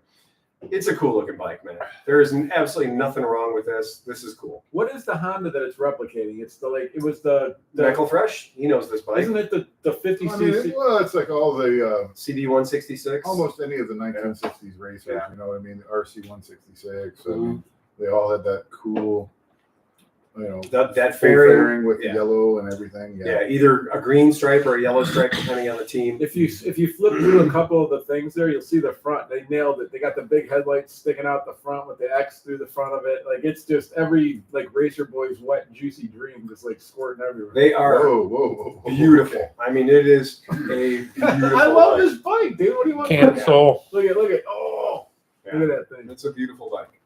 There is no doubt about it. It's a gorgeous, gorgeous machine. The and you're just like, yeah, this is cool. This is You know it's gonna be impractical, uncomfortable, terrible in every way. the gas tank looks like a CB400F gas tank. Yeah. So the gas tank looks like a CB400F Super Sport gas tank to me. But it looks really fun. It looks really cool. I wouldn't have done the white walls, but the rest of it's spot on. No. Yeah. But here's what I'm thinking. Uh-huh. Okay. So I'm moving forward. I have another phone call with the dude from the Rain County track. Yes. Can you imagine having a vintage racing class with these 125cc bikes? Just any 125 class. Yeah, that's I know, all but it is. just look It's- at that. It's That any would be so 125cc fun. class. It's Look, super look at cool. the size of the turn signals. Though. Right, it does. Well, that's have- because those are normal turn signals. Those No, that's how are those are small 4x4. Those are No, that's a small bike, dude. yeah, but those are the same turn signals that Honda did put on every. The Acura. They're saying ones on Those turn signals on the front of that bike slow it down a lot. Yeah, Yeah. geez. Those are You massive. get turn 5 signals. more MPGs Yeah, if you take yeah. them off. You definitely got to take Those are directly off the Hunter Cup. Yeah, they are. Yeah, they are. Basically. For real, they are. Now, I I wonder if they give you the electrical tape for the X, or does that come on there? I don't. I'm sure it comes on there. For absolutely sure it comes on there. But I like It's how a they have cool the little bike, fire man. stay and everything. man. Everything about it's super cool. Yeah. There's nothing about that bike that isn't fun. I'm not digging the tail cowling. But that's It the way looks they like- were. it looks It's like a brick. Looks like a radio box off a police bike. It does.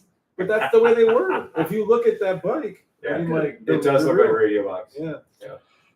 It was just there to keep your ass from sliding off the banana seat. That's Yeah. all it was there for. It's not that tails that bum stop seat business. They phoned that in. Yeah, that could have been better. That should have been a little curved yes, bump. Yeah, like that's a what that should Tupperware bowl cut That in is half. easily accessible. Yeah, right. You could have made this by cutting a Tupperware bowl in half, painting it red, sticking it back there. You've been totally fine. Unless there's something really important hiding under there, Yeah. like all the electronics. Yeah. Right. Well, I'm gonna find out. The battery. Maybe it pops off and it's a pillion seat. Oh, that would be funny. I got emails into Oh, you got emails into Oh, these yeah. guys? You're like, yeah, we're gonna make Yeah. this happen. Yeah. Yeah, it's a beautiful bike, man. Yeah. It's super fun, super cool looking. Yeah, I'm a fan. Unfortunately, in like 2 months, the tariff will be like $28,000. Yeah, I don't. And we're You know waiting what? for comments from our Words are listeners. Oh, we got some comments. No, we're waiting. We're Oh, waiting. yeah. So you folks, Yeah. come on. Words are cheap. I don't think we're gonna see that. I hope not. I don't care. Look, here's the point. If you're going to say we're going to tariff China 10%, but then you say we're going to tariff Canada and Mexico 25%, that's just a dick move because you wouldn't have an American automobile industry with all the pieces parts that come from Canada and with Mexico. And as long as my American-made pickup truck has got a Mexican-made transmission or a Mexican-made, final drive or whatever, then yeah, why would you do that? Right. You're literally just shooting yourself in the damn foot. Right. Because you could say, oh well, I'm going to go buy a Hyundai that's made in South Carolina because it's not from China, it's Korean, and I pay no tariffs. Right. So why would I buy an F-150 when I can buy a Hyundai that has no tariffs whatsoever? That's insane crazy. Yeah, but I think people make a lot of threats when they're trying to stay in the news cycle, and I think that's what's happening. I don't think we're really worried about that too much. Well, cool. Then we might see this at Mid-Ohio. I would love to see this bike in Mid-Ohio. Yeah, this would be perfect Mid-Ohio 5. That's what I thought. Yeah, it's just perfect for that. Imagine taking that out on the track. Right? I mean, why not? Man? Well, Yeah. this is what I'm saying. What's our price point on this? I'm not sure. yet, We're but- still, yeah. But I mean, like if The jury's still out. if it's like any of the other clones, it's like under $2,000. I mean, unless they're trying to do some. I mean, maybe with this book, I don't know. I'll find out. I'm not even gonna speculate. No, I don't think you should. I think speculating. Well, on just that get is one and bring it probably in. The worst Come thing on. you can do. I'll work on it. Yeah, it's but I think the overall appearance, just like your Buscadero. Your Buscadero is dead sexy. And it's a good bike. It's a great bike, and I love every part about I'd it. like to draw your eye even to the front end of it. I like the way that it has the straight across crossbar on the front fender. Mhm. It's very much 1960s Honda. I like the way the dust covers are. They look and the front fork lowers. Mhm. I mean, those could be on a CB350 or a CB450 just miniaturized. You know what I mean? Like, there's lots of little cool things about it. Yeah, I mean, I saw this and it just gave me the willies. I was like, oh. I would be interesting to see a full size human on it. I That's think a there's really- a picture. Really fat looking front tire. Yeah. It is. Well, It's the kinda rim- heavy. The front end's kind of The rims look like those Harley CB750 conversion rims. Like it's the big chrome. That's a tire we have at the shop. It's a 130 by 70 by 12. So Is that a it's- white wall? In the Yeah, front? it is a white wall. Okay. they're And white we have walls. those. We can actually put those on your Vespa and stuff like that. So they come as a 130 by 70 12 and a 120 by 70 by 12. But you see what I mean about the rims? They have like that high hump Yeah, in the they middle. do. You know? Yeah, that's good because that's an easy rim to mount. If you don't have a strong drop channel, it's a real bitch to mount, and those are clearly inner tubes. Yeah. So you kind of need that. That's a good setup. Probably pretty much an off-the-shelf 12-inch rim, off of who knows what, but there's plenty of them out there. They have no shortage of. Go ahead, So, listener Matt Davidson Dave Matheson. Dave Matheson. says, Matheson? coming in late, did you finally answer my forking question? And right beyond that says OSU Caro says, yeah. Osukado. He says, Osukado. yeah, you- Osukado 76. he says, yeah, you missed it. Matt, I would say yes. Yes. And that's yes. We've got something for Matt this week. So it's you have not been forgotten. You're in the queue. But I'm almost sure that Osukado 76 is Oscar. Yes. Yeah. So that's our friend Oscar Oscuro. in Oscodo is running in his Japanese cloaking mode. Aha. Yeah. So for the folks at home, Matt Davidson, who we've gone back with, and we love Matt desperately. He says this is about the problems he's been having with that CL450, Okay. and he's just been beating his head against the wall. And he writes, "Ground. It was a fucking ground on the CL450. You give me enough time, I will figure this shit out myself." I thought we had talked about that in the podcast. that We had a all- whole episode talking on about Hondas. grounds. There's always a green wire that usually attaches to a 6M bolt underneath the seat somewhere. That's a ground. That And should it's- be the first thing you check. Yeah, And add extra grounds. Run a redundant ground. I say it all the time. Run a redundant man. ground always. Before you do electronic diagnostic, add a redundant ground. It saves But us is loads of that the ground you're talking about? I'm Because about to answer you. All right. I was starting to think it was me, but obviously not. I'm not just standing around with my dick in my hand. I've got bikes I need to get running. Sure, like we believe you. Over 2 years of Patreon, only to get 4 answers out of you fuckers. All right, That's not- about 3 more than anybody That's else. an answer every 6 months. I don't know, man. Same price as downtown, right? Fuck with me another 4 or 5 times, and I'm going to have to up my Patreon level to legend status. See there? Don't threaten me with a good time. Please tell Tom to not So Tom to not so kindly fuck his hat for me. Same issue 7 times? No, you answered me once, and the answer was fucking wrong. Whoa, there's a very dissatisfied customer. The only advice I'll be taking from now on is from you and Johnny Mac. You don't get what you paid for here. Have another drink, Tom. We all love to hear you repeat yourself about how much Cybertrucks are rusting. Very good. Touche. Matt, why don't you come and visit us and punch Tom in the balls right in Yeah, person? yeah. And a certain Patreon level, you get to punch him. Yeah, right. But in all seriousness, There's also no guarantee he won't punch you back. well, that's also true. And I wouldn't want to get hit by Tom. But in all seriousness, I still need help on the 350F. Yeah, everyone does, man. 350Fs are a cruel mistress. I do think my issue on the 450 would be good for others to hear so they don't chase their fucking tail like I did for weeks. I will also say that this is my first 450 twin. I took it for a spin Tuesday night, and fuck me, the amount of torque is unreal. I owned a number of 350 twins and did not expect that small increase in displacement to feel like twice the power. Yeah, CB450s are great bikes. And dual overhead cams. And a very bizarre dual overhead cam, right? With hairpins for springs.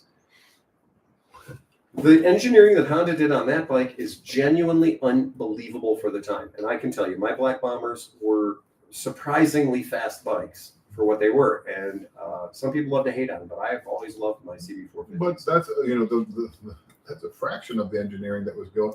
Look at their race bikes. If you really want to see engineering, like dual overhead cam, 6-cylinder 250s. 6 across the rails. Yeah, exactly. Hope all is well out in Cleveland and everyone is able to get another few rides in before the end of riding season. Cheers, gentlemen. Yeah, and that's definitely, SL 350s, CL 350s, CD 350s. Yeah, that's all those twins. They're pretty heavily trodden ground. The CB 350F, 4 cylinders. Yeah, you're going to have some problems. Life's going to be tough. There is no tree that is producing the CB 350F carburetors.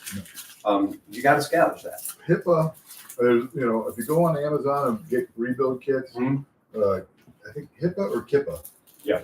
Those kits give you everything you need, including all the little tiny O-rings that you need for those carburetors, especially replace the O-rings on the float needle valve seats and on all the push-in style push-in style jets and stuff like that. They all have a little O-ring and they all get dried up and hard. Yeah. And they have little rubber bungs and they have the retainer clips and they're just stupid carburetors compared to, the CB750 carburetors with the clips that pop the float bowls off were the best carburetors ever built. Absolutely. I love those carburetors, Absolutely. But that's not what you have on a CB450F. So buy those rebuild kits, replace all those little tiny O-rings, and don't think you can go buy a kit that will have the right size O-ring because they won't. And even the carb kits that you buy, the O-rings don't quite want to fit either, and you will have to grease them, fuck with them, and maybe be able to get them all to go together. Because that's the exact same thing I went through with my 350 twin.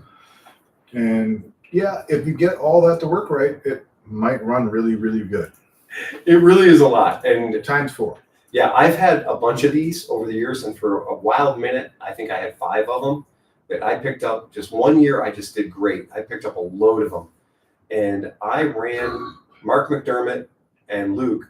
I just ran them through the ringer. Those guys both got really good at doing these carbs.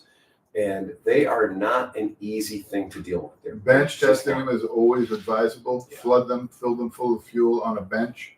Make sure they don't run over. Make sure they're Yep. And I have seen way more of these kits not work than work. And John's absolutely right about the O-rings. Very rarely we've been able to find good kits that work. Plus, getting them in, getting them out, it's a pain in the ass. I recommend taking off your clamps completely. Yeah. So leave the ones closest to the engine on, but remove all the other clamps because they're probably just going to get fucked up anyway.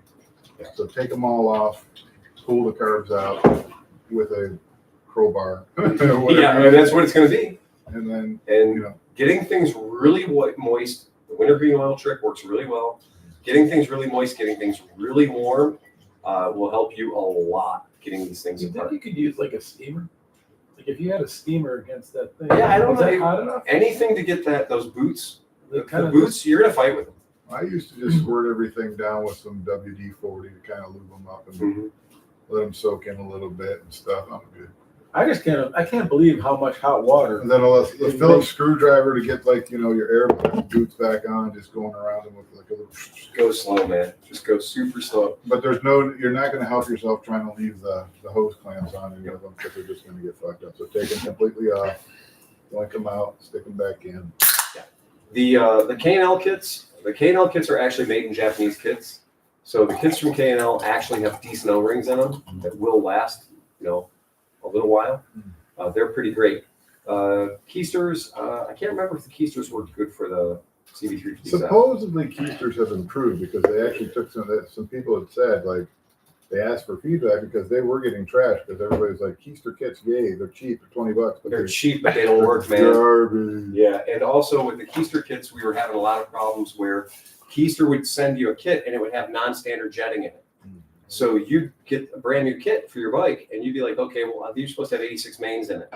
And so you'd look in the kit and there'd be like 91 mains or 92 mains. And you're like, wait, these aren't the right kits for the bike.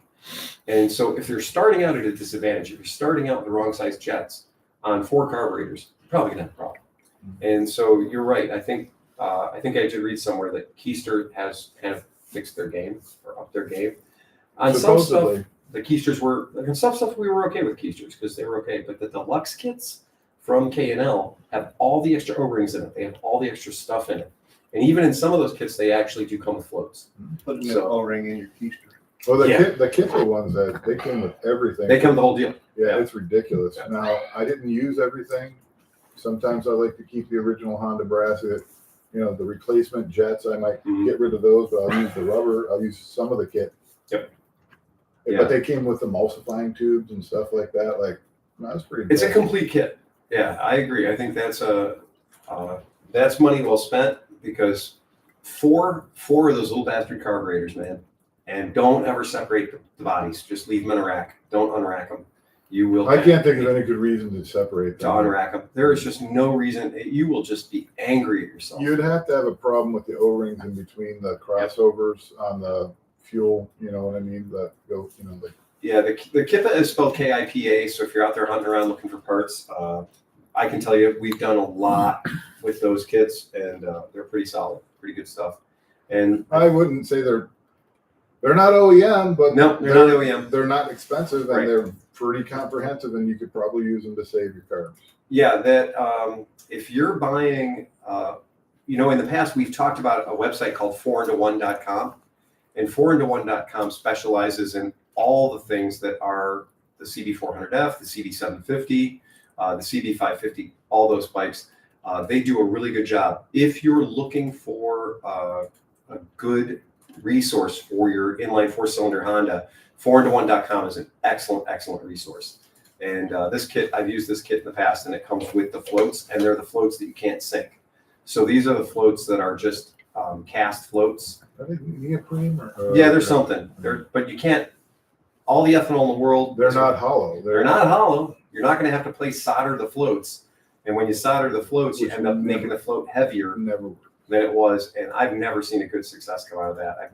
At that point, you've got a float that's going to sit low. I've done a few that I did a lobectomy. Yeah. I took a good lobe off of one and put it on another one. That can sometimes work. Yeah, but I mean, we've seen people try to solder a leaky float and only end up changing the weight of that float so dramatically that carb will flood out pretty much religiously. So the Kippa.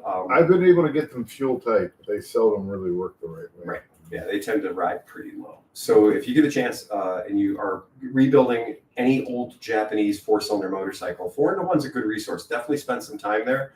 I bet you they have a modern solution to a 40-year-old problem, which is a good thing to know. That's so much cheaper than my current dilemma. Yeah, did you find out now how expensive Aprilia parts are? I mean, I knew. I guess I knew, but like I didn't think. So I'm going to do the valves. Like I'm going to check the valves. Right, you check the 12,000 valves. miles. Right. So I'm like, okay, I'll get some gaskets. I'll do whatever. So I Sure. start looking it up. Yeah. $1,297 between the tools, the gaskets, the shim buckets, the whatever else fucking I do. Everything you need. Yeah.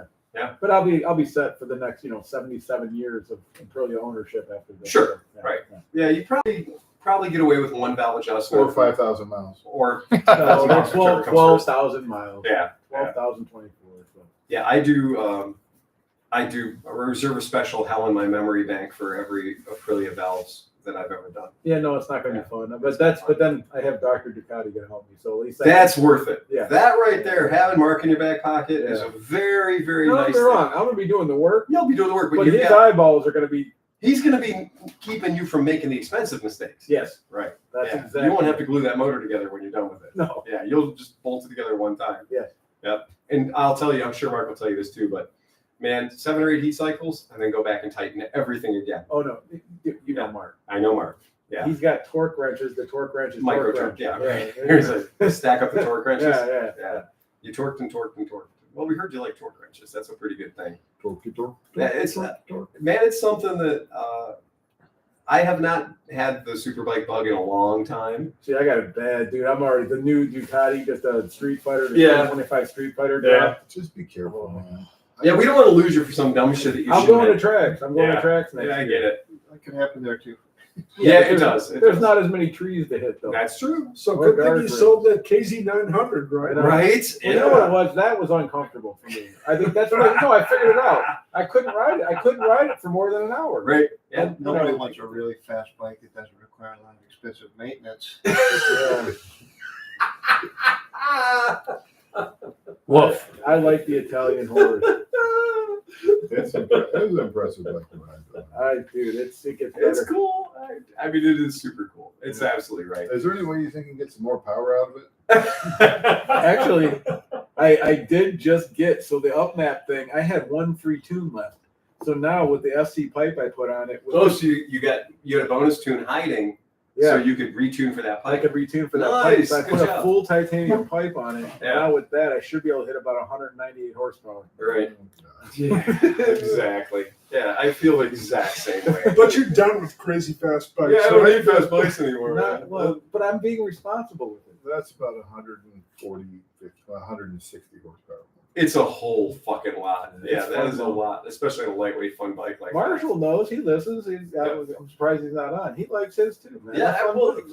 And they ride like a normal bike until you don't want them to. that. That's right. And that's the I best will thing say is- that it wasn't awful to just ride it until you crack the throttle and then it was holy shit. Oh, that multi-strada I was riding around for Oh, yeah. 2 years. Like, you could ride it like a normal bike. And it Is that didn't a matter what V4 or mode you put it V2? in. Was What's it that? 4 or 2? It's 2. Okay. Yeah.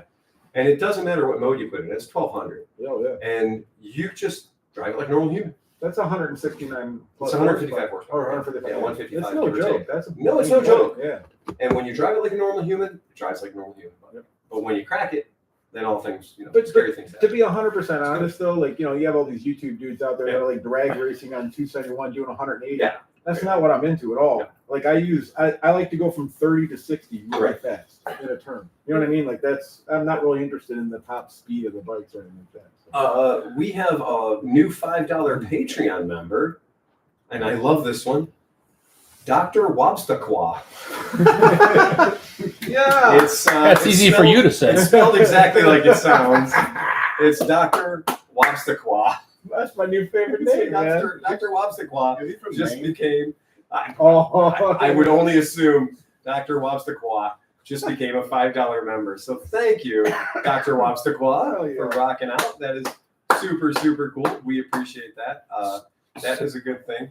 So And- Audio Vector says with ultrasonic cleaners, yes. there is no reason to undo a rack of carbs. No, you're absolutely right. He's absolutely right. If your ultrasonic cleaner is big enough to drop a whole rack in, that's a problem. So a lot of people have the consumer grade Home Depot, JC Whitney, Hazard Front parts cleaners, parts washers, and they're a little too small. You can get only 2 carbs in there, but not 4. Well, Asukuro says that's a good idea if you have a big enough one. Right. Yeah. Well, because Oscar knows Okay. his Hey, deal, tell me right? more about this because my GS850 needs the carbs cleaned. And that's Right. about a rack about that. Well, what I Yeah. have to say is more important than that. Go ahead, John. So if you have a rack of carbs and you have a puny little ultrasonic cleaner, Right. well, first of all, usually you can get most of the carbs in there, or at least the float bowls, or take all the bits out and ultrasonic clean all that stuff. But if you can't, and you probably won't be able to get a whole full rack in your ultrasonic cleaner, go to the auto parts store. On the bottom shelf over where they sell the carb cleaner, they sell the gallon can of carburetor cleaner. Now this is a different beast altogether. Dip. It's a dip. It's a carb dip. Berryman. Berryman's had various different brands, but it comes in a gallon. It's usually like $25 or whatever. But don't worry, fret not. It lasts a long time. You can use that 1 gallon can on several sets of carbs. I made a can last me fucking 10 years. Hell, I was using that stuff. The cool thing about it is it just eats the shit out of the carbs. It won't hurt the carbs. It gets them really nice and clean, and it's water soluble. It's like really strong pine salt or something like that. But it's cool. You dip half the rack in, flip it over, dip half the rack. Heck, you can let them soak for a day or two. It doesn't really hurt the carbs. Get them out, take them down to a wash tub or outside and hose them off really good with a garden hose or something. They look like brand new. Now you're still going to want to go through them with some carb cleaner, blow out every single little passage with carb cleaner, and then with air, then carb cleaner again. Make sure you see it goes in, goes out, everywhere it's supposed to goes in and goes out.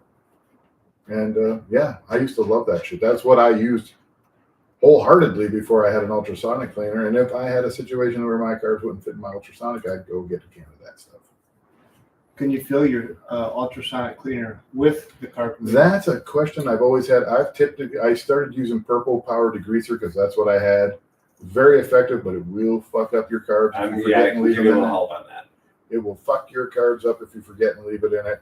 You might want to tone it down with something more like simple green or something, but probably not as effective as that purple power. But yes, I think that would be a very interesting combination, is that good carb cleaner in the gallon pail, and then throw that in your ultrasonic. And I can't imagine doing a better job anywhere else. So at the shop, we have a 30 liter. So to put that in perspective, that's big. You could get it. It's big. Yeah, it's big. It's, 30 liters is what, 7 gallons, 8 gallons? 7.5. Right? Yeah. So it's pretty monstrous. And the companies, pretty much no matter who you're buying, you're going to be buying it from Vevor, Vevor. And I will promise you that Vevor is not part of the space program. They're not good. Okay. To buy a really good ultrasonic, you're going to get something from the medical industry. You're going to get something from the jewelry industry. I'm trying to get dental industry. Gaff one from one of the dental offices. Like, isn't there an old ultrasonic sitting in the basement that they don't use anymore? Yeah. And so I did think that I would do my due diligence as an adult and throw money at the problem and buy a Vevor heated ultrasonic, all the good things.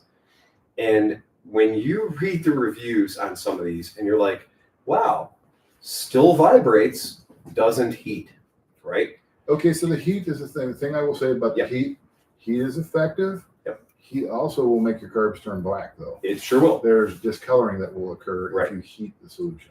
Sometimes, like with products like Metal Rescue, the black color that you're seeing on there isn't a problem. It's just an oxidation that does protect it. It's not that bad for it. What we have learned is I'm always fond though of being able to bring the carbs back and get the cadmium rainbow out of them and make them look like brand new. fucking new. Yeah, brand new. So Audio Vector says I've done a 4-set dirty carb cleaning in the gallon cans too. Yep. And then he also says the good old times. You can use that shit too for Yeah. cleaning up your hub. Take a paintbrush, put a little bit of thing, clean up your hubs, degrease shit and stuff like that. Berryman's, get yourself a stainless steel pan. Cooking stuff works great. So if you have cooking stuff, if you have a bread pan that is bigger than your carburetors, pour the Berryman's in that. And then you can immerse your carbs in that. You don't need to keep it in the 1 gallon can. Sometimes the form factor of what you're soaking them in really leads a lot to the effectiveness of what you got going on. The can always comes with the strainer can It does. inside it too. It's got a little dipping tray in there. It's pretty rad. It smells like old Band-Aids. It's got a particular odor to it that I'm not fond of at all. Yeah. But what we did was we bought the Vevor Ultrasonic, the big monster, and then within a week or two, you could have your choice of heat or vibration, but not at the same time. So the internal circuitry would just shunt it out. But for $25, I bought an immersion heater. I'm fond of those. Yeah. So I bought an immersion heater and dropped an immersion heater into it, which has a digital program. So I could program the immersion heater to be whatever temperature I wanted it to be, and then run my ultrasonic with the stuff in it. Works great. Probably more accurate. Way more accurate. Yeah. Way more accurate and exactly what you want to do. Yeah. And so you're asking about chemicals. Believe it or not, I hate to say it, best chemicals in the world, water and vinegar. Water and vinegar seems to work fantastic on everything. Douche them. Yep, douche them. A little bit of Simple Green and a whole lot of water because it's the vibrations that are doing the work. It's not the chemicals. Have you tried Dawn? There's Dawn dish soap. That does really well with grease. It does a great job on the greasy stuff Yeah. because the heat and the vibration together really do a better job. And I've seen people, like John was saying, ruin anything that is cast by putting in straight Simple Green.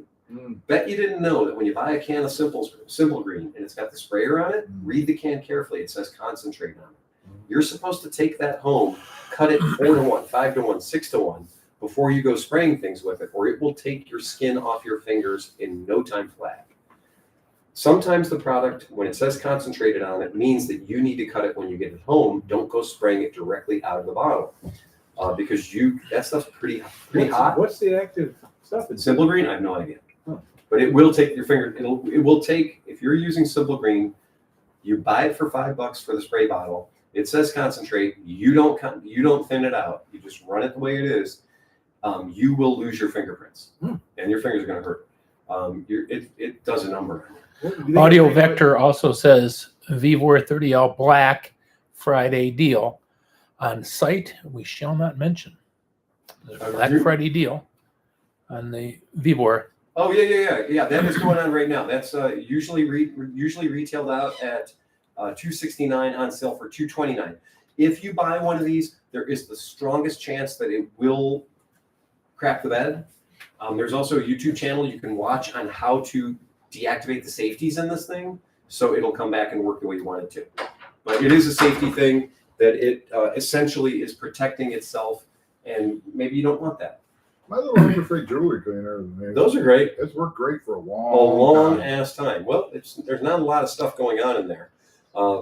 Getting the heated one for the volume and stuff that we do at the shop. But that one, mine's Good. good too. I mean, it's The little ones are great. They're $50 and they rock the free world.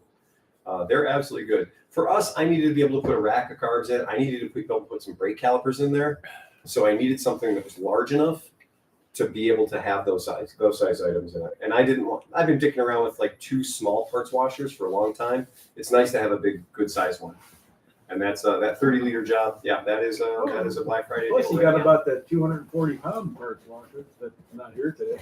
Yeah, right. Well, Tom, go grab your toothbrush. Right, that's it. If you do a lot, get one of those proper parts washer. Yeah. You get a proper parts washer that's got a nozzle with a brush on it. You make some good time. You clean a lot of stuff real fast with that. Yeah. And like John says, you can recycle those chemicals about 9,000 times. Mm-hmm. I think we had the same stuff in our first batch for like 10 years. Wow. Yeah. It doesn't go bad. Just filter more of the crap out of it. Yeah. Throw a green scratch pad in the bottom of the drain, catch all the particulate matter and get rid of it. Yep. Pretty cool stuff. Anybody else got anything else? Yeah, I think we would be remiss if we did not mention the passing of one Malcolm Smith. That is right. Malcolm Smith has finally freed himself of this mortal coil. How old is he? 82 or 84. Oh, really? I thought he was like Wasn't he married to Liz Taylor?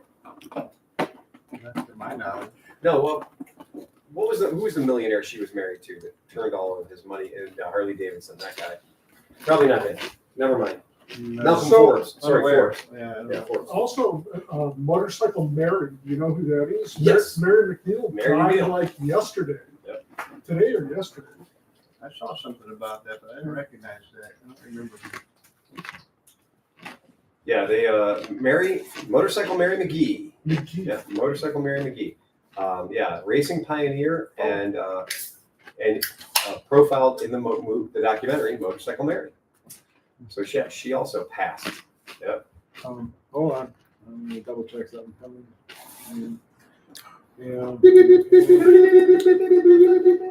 this Yes, coming in. that's it. Okay, so America has now gone over and we are going to Europe. This is such a crazy fucking thing that I can't believe this happened in the course of 4 years. Okay. Next year, MotoGP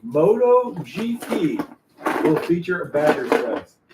Well, that doesn't surprise me. Okay. I mean, it was very popular Right. here, but I didn't think it was going to fly in Europe. Though. But you have to take a look at how many of the MotoGP races, right? There are more and more happening here. Well, they got down. Well, they used to have 3, and then Right. they have 1 again. So Yeah. maybe they're going to bring more They back. might, yeah. To have a bagger class, it's going to be a weird thing when you're like in, Dubai Spain or Spain, Dubai, yeah. right? Yeah. Europe races sidecars, and they race like full-size semi-trucks, Right, like right. all kinds of weird shit. So I can see A lot of weird baggers, like, having categories. some appeal over that. That's true, right? They race semi trucks. Yeah, that's exactly right. But I mean, if it gets us MotoGP back here for more than one thing, I'm all for it. That's great. I'm not mad about that. But I just thought it was interesting that they're really. I mean- it blew up, man. It took 5 years from going from a stock bagger to now being a MotoGP level class of racing. And as we talked about, you can buy the bagger class Indian Yeah, for like that $80,000 is or ready to rock and roll, ready to Yeah. put on the track. Yeah, Yeah, I was amazed by that. that's fine. I love it, man. I'm all for it. Anything to promote everything. And then I do have another call. So with the track, the Lorraine track guy for the small stuff, Mhm. I'm going back and forth. Obviously with the holiday, whatever and things. But next week I'll have another talk to him. So I'm going to really try to get him on the podcast in the next couple of weeks, so we can talk about him because he's very interested in hearing your experience with running scooters. I would and things love like to that. run a class out there. I think that'd be fun. Yeah. So anyway, The more the merrier, Right. because that's the whole thing. Do you know, Flat Out Friday, Mama Tried shows, all that stuff where they were racing on polished concrete with Coke syrup. oh yeah, You did that. yeah, Super fun. it was awesome. Right. Tiring as fuck, but super fun. You're working your ass off. Yeah. And you wouldn't think so. No. And you're out there on mini bike. You try to hold your foot out in front of you while going 40 miles an hour For about on half an a hour. flat piece of cement with Yeah. Tastes like Coke tequila. syrup. It was a trip, man. It was fun though. Dan, is that tequila in the Jello shots? The green one, Okay, the green Oh, one. he's got a map. that's the margarita. Okay. Yeah, I you thought said it the was green one is tequila. pretty solid. Yeah. Yeah, the Dan green, shows the green, up. the green jello shots are pretty delicious. Wait, look. He has a key, a map to the He does key have a for key, the I like colors that. of what they're And I doing. like that it's printed out. Yeah, that's very much a Shout out to Mark and Diane Goldfarb for providing the Jello shots. providing the jello shots for tonight's podcast. Leftovers from their Halloween party. Absolutely. Good enough for me. Sleepy's going to be working by the time this drops out to the regular listeners. By the time it gets edited, we did some shooting. So just to let people know, we went out, we busted some birds, and we had some fun. Super good time. Went out and did what we do best. We realized that John is extremely dangerous with shotgun. Yeah.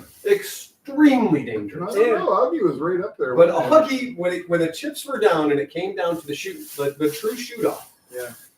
The fact that these guys went into double elimination overtime between the two of them, and then they both literally failed to start. Yeah. They both shot shit on their first bird in the double elimination competition, which forced it into the third round. The stress was palpable. You know, and it was great. Like I didn't even get a shot up. I forgot to click my safety. Yeah, your safety was still on. But even before the contest, though, you were rocking them, and I brought a bunch of cameras Right. and so we tried a bunch of different things with the cameras. I got some insane shots with you doing the single-handed shot at the thing with the 360 cam on it. I had an angle where somehow I'm above you. Oh, that's looking great. down, it's Perfect. Because the camera was on the top of the gun, so it's Yeah. gonna be. That's a super little slick, bit. man. It was cool, man. Yeah, we had a good time. I'm taking time with this one. I apologize. It's going to take a week or so, but I think it's going to be worth it. So I think it is. Yeah. Did you shoot the drone that you he wanted to did, get? yeah. He shot about 8 times at it. Yeah. Did it go down? No, I wasn't trying to shoot the damn thing. Oh no, I didn't. We didn't. My battery. I thought that was one of the things you were No, going to the We do. big didn't put the heavy lift drone up. No, He we didn't do wasn't anything flying crazy. targets for us. Yeah, like, it like was- he should have been. Well, here's the thing. We weren't sure we were allowed to shoot because it said it was closed. So I wasn't going to bring a bunch of potentially illegal FAA kind of shit to shoot down at the thing. Yeah, when we were stacking up felonies, we figured having the felonies stacked just knee high is probably a good idea. I can say though that after we went to dinner, because my dumbass rode there, Yeah. and then the sun went down, it was like 32 degrees. I know it got chilly once we quit shooting. But it's just around the corner from your house. You're right. Yeah, Yeah, yeah. just At that just point, around so the by the corner. time I got home, I think I repuberated. Mm. My Re testicles who? Puberated. My testicles were up by my So you had to nipples. wait for them to drop again. Right. What you're saying? Yeah, It was. What were you riding? What were you riding? Africa twin. Okay. But He then shows up like he normally does. Africa twin, shotgun, tons of ammo. you know, all of his gear, all the bird Chair. I don't even Chair, think you camp got your chair. gun out. Did you even fire your shot? Oh yeah, I went through Okay. like a kind of little box. There was one gun that never got fired, by the way. We have proof. His shotgun's right there. Yeah, it is. shotguns He brought there. it back. You could smell it. Yeah. There was one shotgun that got put on the table, and it never got fired. Yeah. And at the end, when we were cleaning It was up, left. it was still on the table, and I was like, "Hey, somebody forgot their shotgun. Did somebody forget their shotgun? What the hell, man? There's this perfectly good Mossberg 500 sitting Real on nice, the table, Real nice gun. and it turns out it was one I got from John." Oh. And I put it out for people to use, like, you know, in case you didn't have a shotgun, here's an extra shotgun to use. Yeah. Uh-huh. And nobody used it because nobody knew who it was or whatever. It's like the So- missing man formation. It was a missing man formation. And so I was like, okay, so I loaded, you know, my 5 or 6 shotguns in my truck. Yeah. And so Sleepy's like, that's the most American thing ever. When you're loading up after shooting and you have an extra Yeah. shotgun that you don't recognize. Not a shoe. Not like, you know. Not a hat. No, not Not your an extra not folding your, camp chair. not your earmuffs or anything like Right. that. Somebody An forgot their entire earmuffs. weapon. An entire shotgun. And a perfectly good cromulent shotgun. So you guys killed a lot of pigeons. We They did. did pretty good. We did a really good job. I think it was Most of them didn't get away. Here's an interesting fact about pigeons. You know that pigeons die after they have sex? Mhm. At least the one that's cinch fucked did. But okay, that aside, you know, Ba-dum-bum. this year was different though because we didn't discuss. Wait. Let's let that set in. I like the flying pigeons. What's the problem? I don't understand the problem. Is. No, but did it not? It was But different. seriously, has Amy caught you fucking one of the chickens? No, I'm very sneaky. But it changed everything. They cut down all the trees where we shoot. Right. Yeah. And so the depth perception was fucked. 'cause Yeah, there it's was a little nothing- different because yeah. you don't have the trees behind you to give Nope. you contrast against the birds. That Yeah. messed me up a little It is bit. a little different. They're doing something there because I took the drone way out there and there's like, you know, there's tracks and So, moved trees and all kinds It of took shit. me exactly 1 day after shooting to buy the wobble adapter for my bird thrower. So the bird thrower now is going to pitch the birds in a random fashion. Oh, So instead of doing what it does now, which is throws a predictable, yeah. perfect same bird all the time, which does make it pretty easy. Yeah. Now you're not sure where it's going to go. That's one of the things that you see on sporting clays Yeah. is the wild. The wobble. And so I bought the wobble adapter for our thing. That's Putting a, our Patreon money to good work. Thank you. That's that it. manual one step that I Yeah. have. At least it does that. Like It does. it throws it sort of the same place, but depending on how you put it, and then it kind of walks and Yeah. stuff. Like How you load it. When makes you a you did can't two always different rely on difference. that predictable When throw. you did 2 at one time, they were going all over the fucking place. Oh, shit, yeah. Oh, when you throw doubles out of his thing, Yeah. it is weird. Yeah, that was fun. Yeah, for the one I'm using, if you want to do a double, what you do is you get it staged and you put a bird on. Yeah. So you put a bird on, and then it automatically feeds a bird, and then they come out on a spread. So Yeah. you get one at 2 o'clock and one at 9 o'clock. Yeah, mine's easier because it sends Yeah. them both out, and one high, Stack one them. low. So you shoot the low and then shoot the high. Right. Yeah. You I stack like my favorite part of the day though was like basically playing what is it the Apple game with John.